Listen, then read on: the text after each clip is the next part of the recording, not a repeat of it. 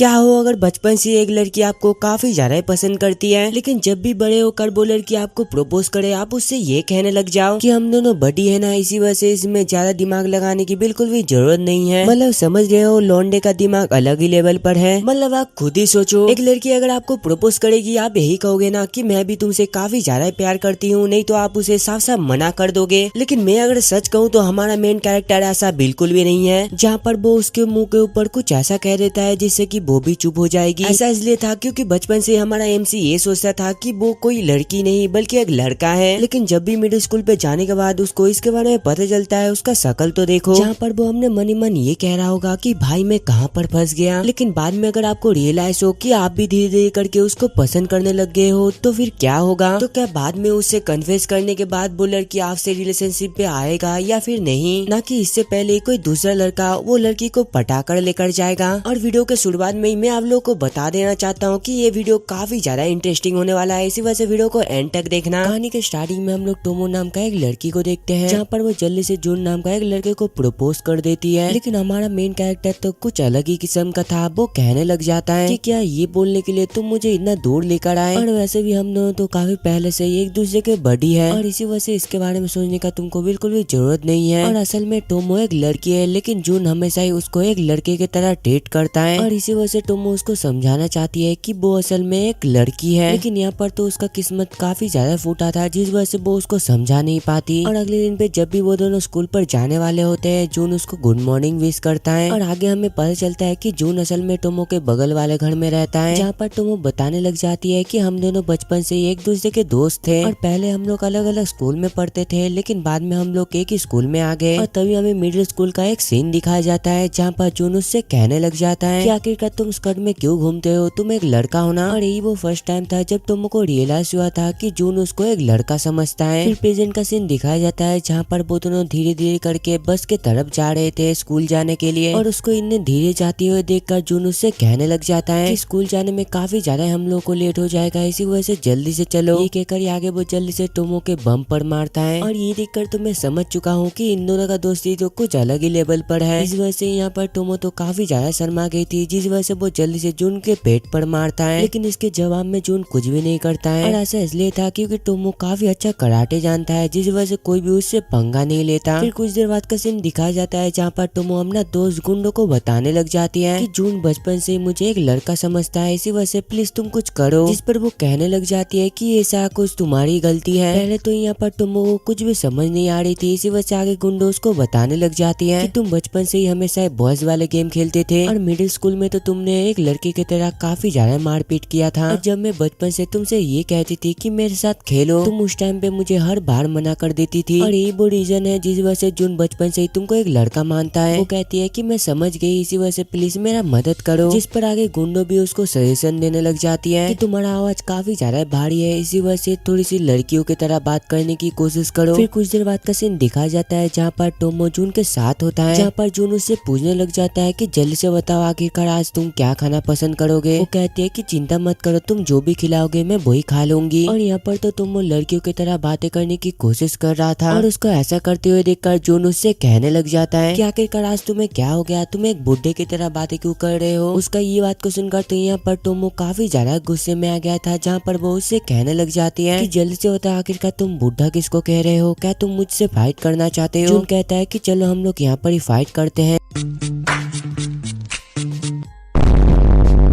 और यहाँ पर टोमो का गुस्सा तो कुछ अलग ही लेवल पर चला गया था, जिस वजह से वो काफी गुस्से से उसको एक पंच मारती है। इस शाम का सीन दिखाया जाता है, जहाँ पर टोमो के फादर उससे पूछने लगते हैं कि जल्दी से बता आखिरकार तुम्हारे गाल पर ये निशान कैसे आया। वो बताते हैं कि बस जून के साथ मेरा फाइट हो गई थी। जिस पर उसके डैड पूछते हैं कि जल्दी से बता क्या तुम मुझसे हार गए, तुमने तो हमारा फैमिली के नाम मिट्टी में मिला दिया। जिस पर टोमो उससे काफी गुस्से से कहने लग जाती है कि आप इसके बारे में बोलो ही मत, आपने तो उसको कैरेटे सिखाया था, और वैसे ही मैं ऊपर से एक लड़की हूँ और मैं एक लड़के से कैसे जीत सकता हूँ। फिर अगले दिन का सीन दिखाया जाता है जहाँ पर जून उससे कहने लग जाता है कि कल के लिए प्लीज मुझे माफ कर दो, और वैसे भी कल तुमने मुझे सबसे पहले मारा था। और यहाँ पर टोमो तो उसके साथ बिल्कुल भी बात करना नहीं चाहती थी। इस वजह से आगे जून उसको हंसाने के लिए उसको गुदगुदी करने लग जाता है। और दोबारा इस वजह से तो यहाँ पर टोमो काफी ज्यादा गुस्से में आ गई थी, जिस वजह से वो उसको दोबारा मारता है। और उसको ऐसा करते हुए देखकर जून उससे कहने लग जाता है कि मुझे समझ नहीं आता कि आखिरकार तुम हर बार मुझे क्यों मारते हो, लेकिन इसके बावजूद भी मैं हमेशा ही तुमको सॉरी बोलता हूँ। और वैसे ही तुम्हारे बिना मेरा लाइफ पूरा ही झंड है, इसी वजह से प्लीज मेरे साथ बात करो। और उसका ये सा कुछ बातें सुनकर दुएसा टोमो शर्माते हुए हमने मन में कहने लग जाती है कि हर फाइट के बाद ही हमेशा मुझसे इस तरीके से बातें करता है कि जैसे कि कुछ हुआ ही ना हो, और इसी वजह से मैं हमेशा की तरह उसको हर बार माफ कर देती हूँ। ये बताकर ये आगे वो दोनों एक दूसरे से हाई फाई करते हैं। और यहाँ पर तो टोमो को समझ नहीं आ रहा था कि आखिरकार ये कब तक उसको एक लड़का मानेगा। फिर कुछ देर बाद का सीन दिखाया जाता है जहाँ पर टोमो गुंडो के साथ लंच कर रही थी, जहाँ पर गुंडो उससे पूछने लग जाती है कि तुम दोनों हमेशा स्कूल में एक साथ आते हो और इसी के साथ साथ तुम हमेशा एक दूसरे के साथ ही रहते हो, तो आखिरकार तुम लंच के टाइम पे मेरे पास क्यों आ जाते हो। और अगर हम दोनों एक साथ रहेंगे तो सभी ये सोचने लग जाएंगे कि हम दोनों एक दूसरे को डेट कर रहे हैं। इसी वजह से आगे गुंडो ये बताकर ही जल्दी से वहाँ से चली जाती है कि मुझे ऐसा लगता है कि तुमको अभी जून के पास जाकर उसके साथ लंच करना चाहिए। तो वो कहती है कि चलो ठीक है, इसी वजह से हम लोग एक साथ लंच करेंगे। लेकिन आगे जब भी गुंडो जून के पास जाता है, जून उससे पूछने लग जाता है कि जल्दी से बताओ आखिरकार तुमको यहाँ पर क्या चाहिए। और आगे हम लोग ये देखते हैं कि वो तीनों तो एक साथ लंच कर रहे थे, जहाँ पर खाते हुए जून तो मुझसे पूछने लग जाता है कि आखिरकार आज गुंडो हमारे साथ क्यों लंच कर रहा है। वो कहती है कि मुझे ब्लेम मत करो, ये सा कुछ टोमो का प्लान था। उसका ये सा कुछ बातें सुनकर तो दूसरा टोमो काफी ज्यादा परेशान हो गया था, और ऐसा इसलिए था क्योंकि बचपन से वो दोनों एक दूसरे को बिल्कुल भी पसंद नहीं करते थे। और आगे जब भी टोमो एक चिकन को खाने वाली होती है, जून उससे कहने लग जाता है कि ये चिकन तो काफी ज्यादा मस्त लग रहा है। टोमो पूछती है कि क्या तुम ये खाना पसंद करोगे। उसका ये बात को सुनकर तभी इतने में जून उसका हाथ को पकड़कर वो खाना को खा लेता है। और उसको ऐसा करते हुए देखकर तो यहाँ पर वो काफी ज्यादा शर्मा गई थी। और ये देखकर मैं समझ सकता हूँ कि बहन आखिरकार तेरे दिल में क्या चल रहा है। और एक लड़का होकर भी जून उसको समझ नहीं पा रहा है, मतलब कुछ भी। फिर कुछ देर बाद का सीन दिखाया जाता है जहाँ पर टनाबे नाम का एक लड़का जून के पास जाकर उससे पूछने लग जाता है कि जल्दी से होता है आखिरकार तुम्हारा और टोमो का रिलेशनशिप कैसे चल रहा है। और वहाँ पर हम लोग गुंडो को भी देखते हैं जहाँ पर ये सा कुछ वो छुप छुप कर सुन रही थी, जहाँ पर तनाबे उससे पूछने लग जाता है कि जल्दी से होता आखिरकार तुम दोनों कितने टाइम से एक साथ हो। वो बताता है कि हम दोनों तो बचपन से ही एक साथ है। जुंडो पूछता है अगर तुम दोनों बचपन से एक दूसरे के साथ हो तो कुछ तो ऐसा होगा जो कि तुमको टोमो का कोई बॉडी पार्ट पसंद आता है। जुन कहता है कि हाँ मुझे पता है, उसका टांग काफी ज्यादा लंबे हैं। और ये सुनकर तो मैं एक ही चीज कहना चाहता हूँ कि भाई तू एक लड़का होकर भी एक लड़की की टांग के पीछे पड़ा हुआ है। और मैंने आज तक कोई भी एनीमे पे ये बिल्कुल भी नहीं देखा कि हमारे मेन कैरेक्टर को बचपन का दोस्त का टांग पसंद है। ये सुनकर तो मैं यहाँ पर उसके पास जाकर एक सलाम ठोक कर आना चाहता हूँ। मतलब भाई तू किस मिट्टी का बना हुआ है, तेरे माथे पर दिमाग है या फिर नहीं। और आगे जब भी टोमो को गुंडो से इसके बारे में पता चलता है वो उसके ऊपर चिल्लाने लग जाती है। और यहाँ पर तो वो हद से ज्यादा गुस्से में आ गई थी, जिस वजह से वो उसको काफी ज्यादा पीटता है। और आगे जब भी गुंडो टनाबे से मिलता है, टनाबे उससे कहने लग जाता है कि क्या तुम इस जगह पर पर्सनली मेरे लिए आए हो। गुंडो बताती है कि नहीं, मैं तो बस तुमको ये बताने के लिए आई थी कि वो दोनों रिलेशनशिप पर नहीं है, जहाँ पर जुन बचपन से उसको एक लड़का मानता है। टनाबे कहता है कि उन दोनों के बीच ऐसा रिलेशनशिप होगा मैंने कभी भी सोचा तक नहीं था। और वैसे ही वो दोनों एक साथ काफी ज्यादा अच्छे लगते हैं। और इसी वजह से मैं हमेशा ये सोचता हूँ कि आखिरकार मैं उन दोनों को क्लोज कैसे लेकर आऊँ। जिस पर आगे गुंडो काफी ज्यादा गुस्सा होकर उससे कहने लग जाती है कि उन दोनों के साथ बस मेरा खेलने का हक है, इसी वजह से तुम हमारे बीच में बिल्कुल भी मत आना, और अगर तुम आने की कोशिश करोगे तो मैं तुमको बिल्कुल भी नहीं छोड़ने वाली। फिर कुछ देर बाद का सीन दिखाया जाता है जहाँ पर काफी तेज बारिश हो रहा था, और यहाँ पर तो गुंडो और जून एक साथ थे। और यहाँ पर हमें पता चलता है कि वो दोनों ही तो यहाँ पर अम्ब्रेला लाना भूल गया था, जहाँ पर गुंडो उससे पूछने लग जाती है कि आखिरकार तुमको क्या लगता है टोमो किसके लिए अम्ब्रेला लेकर आएगी। लेकिन यहाँ पर जून तो उससे नफरत करता है, इसी वजह से वो उससे कहने लग जाता है कि आखिरकार तुम ये क्या बकवास करे जा रहे हो, और वैसे भी हम दोनों आज काफी ज्यादा क्लोज है, इसी वजह से जल्दी से तुम दूर चले जाओ। गुंडो पूछती है कि सही में तुम मुझसे काफी ज्यादा हेट करते हो, मैंने सही कहा ना, और वैसे ही बचपन से हम दोनों एक साथ खेलते थे तो आखिरकार तुम अभी मुझसे हेट क्यों करते हो। जून कहता है कि मैं मानता हूँ हम लोग बचपन से एक साथ खेलते थे और हर गेम पे ही तुम हमेशा हमारा लीडर रहते थे, जहाँ पर तुम हमेशा हम लोग को ऑर्डर देते थे और हम लोग ऑर्डर को फॉलो करते थे। लेकिन मुझे बचपन से ये समझ नहीं आया कि जब भी हमें डांट पड़ता था तुम हमेशा ही गायब हो जाते थे। वो पूछती है तो इसका मतलब इस वजह से तुम मुझसे इतना ज्यादा हेट करते हो, और बताओ आखिरकार तुमने स्कूल पे क्लब ज्वाइन क्यों नहीं किया। जिस पर जून बताने लग जाता है कि मैं असल में टोमो के फैमिली डोजो में कैरेटे सीखता हूँ, और अगर मैं क्लब ज्वाइन करूंगा तो क्लब बॉयज और गर्ल्स को अलग अलग कर देगा और टोमो अगर मेरे साथ नहीं रहेगा तो मुझे बिल्कुल भी अच्छा नहीं लगेगा। गुंडो कहते हैं कि मैं समझ गई, तुम टोमो को काफी ज्यादा पसंद करते हो, मैंने सही कहा ना। वो कहता है कि नहीं, ऐसा बात बिल्कुल भी नहीं है, वो असल में मेरा एक दोस्त है। गुंडो कहती है कि सोचो अगर टोमो को एक बॉयफ्रेंड मिल गया तो वो तुम्हारे साथ बिल्कुल भी नहीं घूमेगा और उस टाइम पे भी तुम अकेला पड़ जाओगे, तो बताओ आखिरकार तुम उस टाइम पे क्या करोगे। उसका ये बात को सुनकर तो यहाँ पर जून काफी ज्यादा गुस्से में आ गया था, जिस वजह से वो जल्दी से उसको एक धक्का मारता है। तभी अचानक से इतने में उस जगह पर टोमो आ जाती है और उसको यहाँ पर देखकर वो दोनों ही कहने लगते हैं कि हम दोनों छाता भूल गए, तो आखिरकार हम लोग अभी क्या करेंगे। जो सुनकर टोमो जल्दी से गुंडो के पास जाकर उससे कहने लग जाती है कि चलो गुंडो, तुम मेरे साथ चलो। वो कहती है कि आखिरकार मैं तुम्हारे साथ क्यों ही जाऊं। टोमो बताती है कि मैं जून के साथ बिल्कुल भी नहीं जा सकती क्योंकि वो एक लड़का है। गुंडो कहती है कि तुम मेरे से कंप्लेन मत करो, तुम उसके साथ जाओगी। फिर कुछ देर बाद का सीन दिखाया जाता है जहाँ पर वो दोनों एक साथ अपने घर पर जा रहे थे और यहाँ पर तो टोमो उससे काफी ज्यादा डिस्टेंस में था, जिस वजह जून उससे कहने लग जाता है कि जल्दी से छतरी के नीचे आ जाओ, नहीं तो तुम भीग जाओगे। वो कहती है कि चिंता मत करो, मैं बिल्कुल ठीक हूँ। जो सुनकर जून जल्दी से उसका बॉडी को स्मेल करने की कोशिश करता है और यहाँ पर तो जून टोमो का कुछ ज्यादा क्लोज आ गया था, जिस वजह से टोमो शर्म के मारे जल्दी से वहाँ से भाग जाती है। और दूसरे हम लोग टनाबे को देखते हैं जो कि गुंडो से कहने लग जाता है कि चलो मेरे साथ चलो और देखो मेरे पास एक अम्ब्रेला भी है, इसी वजह से हम लोग एक साथ जा सकते हैं। उसका ये बात को सुनकर गुंडो जल्दी से उसका अम्ब्रेला को लेकर चुपचाप अकेला ही वहाँ से चली जाती है। और ये देखकर मैं एक ही चीज कहना चाहता हूँ कि गुंडो अलग ही किस्म का लड़की है और मैंने सभी एनिमे पे ये देखा है कि लड़के ही सिग्मा होते हैं, लेकिन एक लड़की होकर सिग्मा होना एक अलग ही वाइब दे रहा है। और दूसरा हम लोग टोमो को देखते हैं जो कि पूरी तरह से भीग गई थी और उसको भीगता हुआ देखकर तभी उसके पास जून आ जाता है, जहाँ पर वो उससे पूछने लग जाता है कि आखिरकार तुम इस तरीके से भाग क्यों गए थे। लेकिन आगे जब भी जून उसका यूनिफॉर्म को देखता है वो जल्दी से टोमो को उसका अम्ब्रेला देकर जल्दी से वहाँ से भाग जाता है। मतलब क्या यहाँ पर कोई भागम भागी चल रहा है क्या, कभी ये भाग रहा है कभी वो भाग रहा है, मतलब कुछ भी। फिर अगले दिन का सीन दिखाया जाता है जहाँ पर टोमो मिसाकी नाम का एक लड़के के साथ फाइट करने वाला होता है, जहाँ पर मिसाकी सोचने लग जाता है कि सच में टोमो कितना ज्यादा औसम है और वैसे ही वो हमारे क्लब के सबसे पावरफुल लड़की है, जहाँ पर यहाँ के सभी लड़के उसको एक गॉडेस मानते हैं। और वो ऐसा कुछ सोच ही रहा होता है, लेकिन तभी इतने में टोमो उसको एक लात मारता है और ये किक तो कुछ ज्यादा खतरनाक था, जिस वजह से टोमो उससे पूछने लग जाती है कि क्या तुम ठीक हो। वो कहता है कि टेंशन मत कीजिए, मैं बिल्कुल ठीक हूँ। फिर कुछ देर बाद का सीन दिखाया जाता है जहाँ पर वो दोनों एक साथ बैठे होते हैं, जहाँ पर मिसाकी उससे पूछने लग जाता है कि तुमको हराने के पार मेरे पास बिल्कुल भी नहीं है और वैसे भी आप एक लड़की होकर भी बॉस के साथ फाइट करते हो, ये काफी ज्यादा अच्छी बात है। और उसके ये साथ कुछ बातें सुनकर तो दूसरा टोमो काफी ज्यादा परेशान हो गया था, क्योंकि उसने पहली बार जब एक लड़की के साथ फाइट किया था उसने काफी बुरी तरीके से उसको हरा दिया था और इसी वजह से कोई भी लड़की उसके साथ बिल्कुल भी प्रैक्टिस नहीं करना चाहता है। टोमो कहते हैं कि मैंने कैरेटे इसलिए चूज किया ताकि मैं थोड़ा सा अच्छा फील कर सकूं, लेकिन मैं अभी बस लड़कों के साथ ही फाइट करता हूँ, ऐसा लगता है कि मैं भी एक लड़का हूँ। मिसाई कहता है कि ऐसा बात बिल्कुल भी नहीं है, आप तो एक गॉडेस हो। नहीं नहीं गॉडेस नहीं, आप तो मेरा एक आइडल हो। उसका ये बात को सुनकर तो यहाँ पर टोमो काफी ज्यादा खुश हो गई थी, क्योंकि पहली बार उसको कोई लड़की मान रहा है, जिस वजह से आगे टोमो उसका हाथ को पकड़ते हुए उससे पूछने लग जाती है कि जल्दी से बता आखिरकार मेरे अंदर और क्या क्या लड़कियों की तरह है। मिसाई कहता है कि मुझे इसके बारे में बिल्कुल भी नहीं पता। ये सुनकर तो यहाँ पर टोमो दोबारा उदास हो गई थी और उसको इतना उदास देखकर मिसाकी उससे कहने लग जाता है कि मैं अगर सच कहूँ तो आपके अंदर कोई भी कमियां नहीं है और इसी वजह से आप जैसे भी हो आप वैसे ही अच्छे लगते हो। और अगले दिन पे जब भी मिसाकी स्कूल से बाहर निकलता है उसके ऊपर तो दो लड़कियां नजर रख रही थी, लेकिन तभी अचानक से मिसाकी के पास टोमो आ जाती है। उन दोनों को इतना ज्यादा क्लोज देखकर तो शायद वो दोनों लड़कियों को ऐसा लग रहा था कि क्या उन दोनों के बीच में कोई चक्कर वक्कर चल रहा है क्या। फिर अगले दिन का सीन दिखाया जाता है जहाँ पर गुंडो चुन से कहने लग जाता है कि क्या तुमको पता है टोमो का एक नया लड़का दोस्त बना है। उसका ये बात को सुनकर जून जल्दी से उसका हेयर बैंड को खोलकर साइड में फेंक देता है। फिर कुछ देर बाद का सीन दिखाया जाता है जहाँ पर जून टोमो से पूछने लग जाता है कि मुझे पता चला है कि तुम्हारा एक नया लड़का दोस्त बना है, जिस पर टोमो हाँ बताते हुए मिसाकी का उसको एक फोटो दिखाती है और मिसाकी को देख करते यहाँ पर टोमो को ऐसा लग रहा था कि वो कोई लड़की होगा। इसी वजह से आगे वो टोमो से ठीक वही सवाल पूछता है कि सोचो अगर गुंडो का कोई बॉयफ्रेंड बन गया और वो हमेशा ही उसके साथ रहने लग गया और उस टाइम पे अगर गुंडो तुम्हारे साथ बातें करना ही छोड़ देगा तो आखिरकार तुमको क्या फील होगा। वो कहती है कि अगर ऐसा होगा तो मैं काफी लोनली फील करूंगी। फिर कुछ देर बाद का सीन दिखाया जाता है जहाँ पर टोमो सोडा पी रही थी और तभी इतने में उसके पास वही दोनों लड़की आ जाती है और उन दोनों को यहाँ पर देखकर टोमो से पूछने लग जाती है कि आखिरकार तुम दोनों मुझसे क्या चाहते हो। वो कहते हैं कि हम दोनों ये चाहते हैं कि तुम स्कूल के बाद हमसे बाहर पे मिलो, जिस पर टोमो उसके पास जाकर उससे कहने लग जाती है अच्छा ऐसी बात है तुम मुझसे फाइट करना चाहते हो, मैंने सही कहा ना, चलो ठीक है मैं तुम्हारे चैनल को एक्सेप्ट करती हूँ, शाम पे हम तीनों एक साथ फाइट करेंगे। उसका ये बात को सुनकर तो दूसरी साइड वो दोनों काफी ज्यादा डर गए थे और आगे जब भी वो दोनों लड़कियां अपने दोस्तों से बातें करने लग जाती है। एक लड़की बताने लग जाती है कि टोमो से फाइट करने के अलावा मैं मरना पसंद करूंगी और वैसे भी तुम दोनों ने बिना जाने टोमो से चैलेंज कर दिया और इसी वजह से मुझे जितना दूर पता है कि तुम दोनों बिल्कुल भी बचने नहीं वाले। उसका ये बात को सुनकर तो दुए शायद वो दोनों हद से ज्यादा डर गए थे। और दुए से हम लोग टोमो को देखते हैं जो कि गुंडो को बता रही होती है कि असल में स्कूल के बाद दो लड़कियां मुझसे फाइट करना चाहती है। और आगे गुंडो के पूछने पर वो बताने लग जाती है कि तुम ज्यादा टेंशन मत करो, मैं उन लोगों को ज्यादा नहीं पीटूंगा। गुंडो बताती है कि तुमको पता ही होगा कि लड़कियां बिल्कुल भी फाइट नहीं करती हैं और वैसे ही मुझे ऐसा लगता है कि वो दोनों तुम्हारे साथ बिल्कुल भी फाइट करना नहीं चाहते हैं। टोमो कहती है कि जो भी होगा मैं देख लूंगी, जिस पर गुंडो कहती है कि तुम ज्यादा टेंशन मत करना, अगर वो दोनों सच में तुमसे फाइट करना चाहते हैं तो मुझे बुला लेना, मैं उस टाइम पे उन दोनों को इतना सुनाऊंगी वो दोनों रो देंगे। और आगे जब भी स्कूल के बाद टोमो उन दोनों से मिलती है वो दोनों तो यहाँ पर काफी ज्यादा डरे हुए होते हैं, जहाँ पर वो दोनों घबराते हुए टोमो से कहने लगते हैं हम दोनों मिसाकी नाम का एक लड़के को काफी ज्यादा पसंद करते हैं और उस टाइम पे हम दोनों ने तुम्हें उसके साथ देख लिया था। वो कहते हैं कि अच्छा ऐसी बात है, तुम ये चाहते हो कि मैं मिसाकी के साथ तुम दोनों का सेटिंग करवा दूं, ये तो तुमको मुझे पहले बता देना चाहिए था। उसका ये सा कुछ बातें सुनकर तो शुरुआत में वो दोनों काफी ज्यादा शॉक्ड हो गए थे। टोमो कहती है अगर तुम मिसाकी के साथ दोस्ती करना चाहते हो तो सबसे पहले मेरे साथ दोस्ती करना पड़ेगा और चिंता मत करो, मैं तुम दोनों का सेटिंग करवाने के लिए पूरा कोशिश करूंगी। फिर कुछ देर बाद का सीन दिखाया जाता है जहाँ पर जून और टोमो मेट्रो में होते हैं, जहाँ पर जून उससे कहने लग जाता है कि जल्दी से मेरे बाजू में बैठ जाओ, जो सुनकर वो जल्दी से उसके बाजू में बैठ जाती है। लेकिन यहाँ पर तो टोमो को कुछ ज्यादा अजीब फील हो रही थी, जिस वजह से वो जल्दी से खड़ी हो जाती है। जून कहता है अगर तुम खड़े होना ही चाहते हो तो खड़े हो सकते हो, जो देखकर आगे टोमो उन्हें कहने लग जाती है कि इसको आइडिया तक नहीं है कि आखिरकार मैं खड़ी क्यों हो गई। और आगे जब भी वो दोनों बस पे होते हैं उस जगह पर तो काफी ज्यादा भीड़ था, लेकिन तभी अचानक से उसके पीछे एक आदमी आकर उसके साथ गलत हरकत करने की कोशिश कर रहा था और ये दिक्कत थी यहाँ पर टोमो को काफी ज्यादा गुस्सा आ रहा था, लेकिन यहाँ पर वो कुछ भी कर नहीं सकता था, जिस वजह से आगे वो काफी खुशी खुशी जून को देखने लग जाता है और उसको इस तरीके से स्माइल करता हुआ देखकर तो जून को भी पता चल गया था कि यहाँ पर आखिरकार क्या चल रहा है, जिस वजह से आगे वो जल्दी से उसकर वो आदमी को पकड़ लेता है और आगे टोमो उससे कहने लग जाता है कि क्या तुम ठीक हो, जिस पर वो जल्दी से उसको हाँ कहती है। और आगे घर जाते हुए टोमो अपने मन में ये कह रही थी कि जून ने मेरा जान बचाया तो इसका मतलब ये है कि वो मुझे भी एक लड़की मानता है। लेकिन तभी इतने में जून उससे कहने लग जाता है कि तुमको स्कर्ट पहनना बंद कर देना चाहिए। ये सुनकर तो यहाँ पर टोमो दोबारा गुस्से में आ गई थी, जिस वजह से आगे वो गुस्से में आकर जून को पीट देती है। वाह भाई वाह, अगर कोई आदमी एक लड़की को छेड़ने की कोशिश कर रहा है तो इसका मतलब वो आदमी को रुकना नहीं चाहिए बल्कि लड़की को लड़का बन जाना चाहिए। ये सा कुछ सुनकर तो मैं एक ही चीज कहना चाहता हूँ,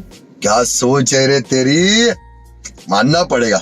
फिर अगले दिन का सीन दिखाया जाता है जहाँ पर टोमो गुंडो को ये सा कुछ बता रही होती है। उसका ये सा कुछ बातें सुनने के बाद गुंडो उससे कहने लग जाती है उस टाइम पे जून ने तुमसे ये बात इसलिए कहा था ताकि तुमको और कोई परेशान ना करे, और वैसे भी तुम्हारा स्कर्ट काफी ज्यादा छोटी है। वो कहती है कि ऐसे मूव करना मेरे लिए काफी ज्यादा आसान होता है। वो कहती है कि चलो एक काम करो, तुम अपना शॉर्ट को उतार दो, और वैसे भी तुमको पता ही होगा कि लड़कियां शॉर्ट के साथ स्कर्ट नहीं पहनती है। तो वो कहती है कि ये तो काफी ज्यादा अजीब बात है, अगर हवा का झोंका आएगा तो आखिरकार क्या होगा। गुंडो कहती है कि ऐसा तो सबके साथ होता है। उसका ये सा कुछ बातें सुनकर तो यहाँ पर टोमो काफी ज्यादा शर्मा गई थी। फिर कुछ देर बाद का सीन दिखाया जाता है जहाँ पर गुंडो जून के पास जाकर उससे कहने लग जाती है कि मुझे पता है आखिरकार कल क्या हुआ था, तुमने उस टाइम पे काफी अच्छा काम किया। जून कहता है कि तुम्हारे साथ बातें करने का मेरे पास बिल्कुल भी टाइम नहीं है। लेकिन आगे जब भी जून को पता चलता है कि टोमो असल में उसके साथ घर जाना चाहता है, ये बात को सुनकर तो यहाँ पर वो काफी ज्यादा खुश हो गया था। जहाँ पर गुंडो उससे कहने लग जाती है कि जल्दी से जाओ नहीं तो वो अकेला यहाँ से चली जाएगी। और नीचे जब भी जून टोमो को बिना शॉर्ट का देखता है उसका रिएक्शन तो कुछ ऐसा था, ये सब क्या देखना पड़ रहा है, अच्छा है मैं अंधा हूँ।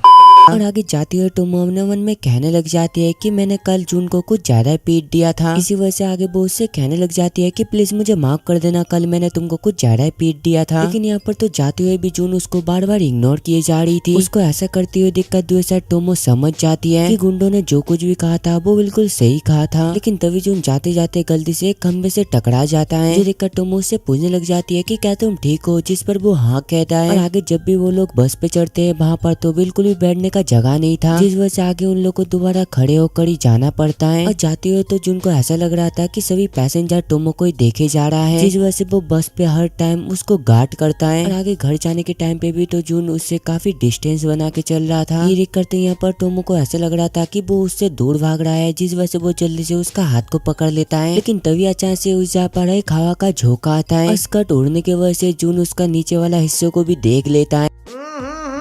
राजा जी अपनी शक्तियों का पूरा इस्तेमाल कर रहे हो।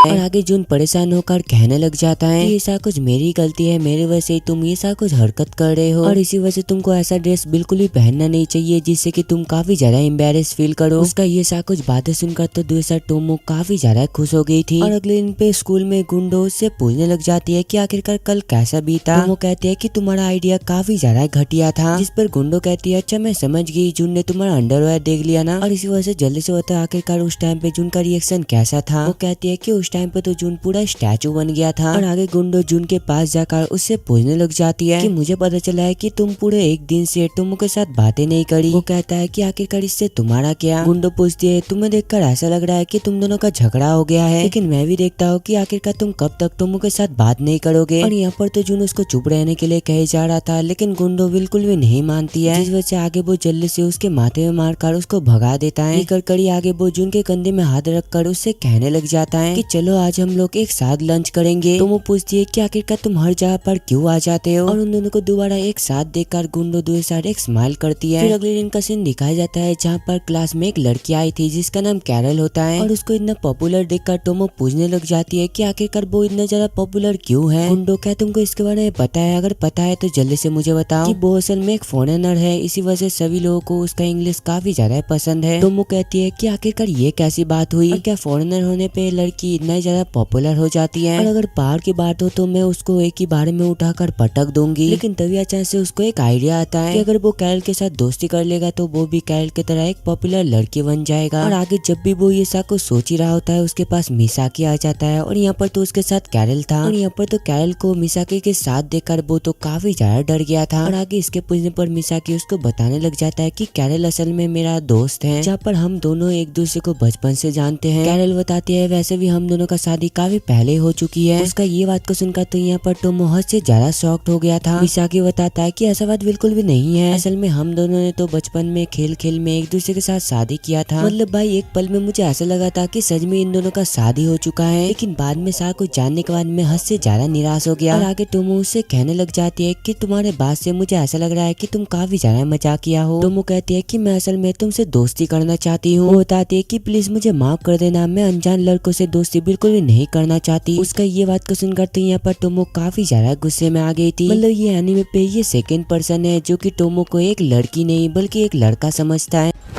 Emotional damn जिस वजह से आगे टोमो काफी गुस्से से उससे कहने लग जाती है कि क्या तुमको दिखाई नहीं दे रहा है कि मैं लड़का नहीं बल्कि एक लड़की हूँ। मिसाई कहता है कि कैरल को इसके बारे में पता नहीं था, इसी वजह से प्लीज इसको माफ कर दो। टोमो कहते है कि चलो ठीक है मैंने इसको माफ कर दिया। लेकिन तभी इतने में कैरल उसका गाल को पोक करने लग जाती है। इस वजह से तो यहाँ पर टोमो काफी ज्यादा गुस्से में आ गई थी, लेकिन इसके बावजूद भी वो कुछ भी कहता नहीं है। और आगे कैरल उसको डमी बोल के हर जगह पर चिढ़ाने लग जाती है। कैरल को ऐसा करता हुआ देखकर गुंडो उससे पूछने लग जाती है कि आखिरकार तुमने ऐसा क्या कर दिया जिस वजह से कैरल तुमको हर जगह पर चिढ़ा रहा है। वो बताती है कि मैं तो बस उसके साथ बातें करने की कोशिश करी थी और उस टाइम पे मुझे ये पता चला कि वो असल में मिसाकी का फियांसे है। उसका ये बात को सुनकर गुंडो कहने लग जाता है कि ये तो काफी ज्यादा मजेदार है, मुझे ऐसा लगता है कि तुमने अनजाने में उसको हर्ट कर दिया। फिर कुछ देर बाद का सीन दिखाया जाता है जहाँ पर कैरल गुंडो से कहने लग जाती है कि मैं तुमसे बातें करना चाहती हूँ। गुंडो कहते है कि मैं समझ सकती हूँ, लेकिन अभी तुम जल्दी से मेरे सीट से नीचे उतर जाओ। और आगे गुंडो उससे कहने लग जाती है कि तुम टोमो को काफी ज्यादा परेशान करते हो और मैं असल में उसकी दोस्त हूँ, तो आखिरकार तुम मुझसे क्या चाहते हो। कैरल बताती है कि जल्दी से तुम मुझे टोमो के बारे में बताओ। वो कहती है कि तुम्हारा कोई भी चाल मेरे ऊपर बिल्कुल भी नहीं चलेगा, इसी वजह से जल्दी से यहाँ से चले जाओ। वो कहती है कि मैं असल में टोमो को डिफीट करना चाहती हूँ। उसका ये बात को सुनकर दूसरा गुंडो हमने उनमें कहने लग जाती है कि सच में ये काफी ज्यादा बेवकूफ है, लेकिन इसका इस्तेमाल मैं आखिरकार कैसे कर सकती हूँ। जिस वजह से आगे वो उससे कहने लग जाती है कि चलो ठीक है तुम एक काम करो। फिर कुछ देर बाद का सीन दिखाया जाता है जहाँ पर कैरल जून से मिलता है, जहाँ पर जून उसको हमने लॉकर में देखकर उससे कहने लग जाता है कि जल्दी से तुम यहाँ से निकल जाओ। और आगे जून उससे पूछने लग जाता है कि जल्दी से बताओ आखिरकार तुम मुझसे क्या चाहते हो। वो कहती है कि मैं असल में टोमो को डिफीट करना चाहती हूँ। वो कहता है कि मैं समझ गया तुमको गुंडों ने भेजा है, मैंने सही कहा ना, लेकिन फिर भी तुम टोमो से बिल्कुल ही फाइट नहीं कर सकते हो। इस पर कैरल कहती है इसी वजह से मैं तुम्हारे पास आई हूँ, प्लीज मुझे ये सिखा दो। जून कहता है कि चलो ठीक है तुम जल्दी से एक पंच करो। ये सुनकर कैरल जल्दी से उसके फेस पर एक पंच करती है। वो कहता है कि मैंने तो तुम्हें अपने हाथ पे पंच करने के लिए कहा था। और वैसे भी तुम्हारा पंच को देखकर मुझे ऐसा लग रहा है कि तुम काफी ज्यादा वीक हो, इसी वजह से तुमको काफी ज्यादा ट्रेनिंग लेना पड़ेगा। वो कहती है कि चलो ठीक है, तुम मुझे ट्रेन करो। और आगे जब भी जून कैरल को बुलाता है, जून जल्दी से कैरल के साथ चली जाती है। उन दोनों को इतना ज्यादा क्लोज देखकर तो यहाँ पर टोमो हद से ज्यादा शॉक्ड हो गई थी, जहाँ पर वो गुंडों से पूछने लग जाती है कि जल्दी से बता आखिरकार कैरल क्या करना चाहती है। वो कहती है कि तुम जहाँ टेंशन मत करो, लेकिन ये सब कुछ देखकर तो यहाँ पर टोमो कुछ ज्यादा ही परेशान हो गया था, जहाँ पर वो गुंडों से कहने लग जाती है कि अगर तुम ये जानना ही चाहते हो कि आखिरकार यहाँ पर क्या चल रहा है, क्यों ना तुम जून के पास जाकर खुद ही इसके बारे में पूछ लो। लेकिन यहाँ पर तो ये सब कुछ की वजह से टोमो काफी ज्यादा परेशान थी। उसको इतना परेशान देखकर गुंडो अपने मन में कहने लग जाती है कि यहाँ पर मेरा प्लान बिल्कुल सही जा रहा है, अब बस कैरल को अपना काम करना है। और दूसरा हम लोग जून को देखते हैं जो कि उससे कहने लग जाता है कि चलो हम लोग जॉगिंग करते हैं। लेकिन स्कूल के बाहर जाने के बाद ही तो कैरल यहाँ पर काफी ज्यादा थक गई थी। और दूसरा हम लोग टोमो को देखते हैं जो कि मिसाकी को अपना गुस्सा निकाल रही थी। और दूसरा हम लोग जून को देखते हैं जो कि कैरल से कहने लग जाता है अब हम लोग अपना पावर बढ़ाएंगे। उसका ये बात को सुनकर आगे कैरल भी ठीक यही करने लग जाती है। और उसका ऐसा करते हुए देखकर जून उससे कहने लग जाता है कि मैंने तुमको पूसम मारने के लिए कहा था, सोने के लिए नहीं। और आगे जून उससे कहने लग जाता है कि चलो अब तुम स्कीपिंग करो। लेकिन स्कीपिंग करने के टाइम पे तो यहाँ पर कैरल का बोक्स कुछ ज्यादा हिल रहा था और वो दोनों एक्सरसाइज कर ही रहे होते हैं, तभी यहाँ पर टोमो भी आ जाती है। और वो तो यहाँ पर उन दोनों को इतना ज्यादा क्लोज देखकर काफी ज्यादा परेशान हो गई थी, जहाँ पर कैरल उससे कहने लग जाती है कि ये तो मेरे दुश्मन है। और उसका ये बात को सुनकर टोमो जल्दी से जून के पास जाकर उसका कॉलर को पकड़ लेती है। और तभी अचानक से उस जगह पर कैरल को गुंडों का बात याद आती है, जहाँ पर वो हमने उन्हें कहने लग जाती है कि यहाँ पर ही तो मुझे रुकना था। इसी वजह से आगे वो टोमो के पास जाकर उससे कहने लग जाती है कि टोमो मैं तुमसे दुश्मनी बिल्कुल भी नहीं करना चाहती और मुझे तुमसे बिल्कुल भी फाइट नहीं करना। ये कहकर वो चुपचाप वहाँ से चली जाती है। उसका ये सब कुछ बातें सुनकर तो यहाँ पर उन दोनों का रिएक्शन कुछ ऐसा था।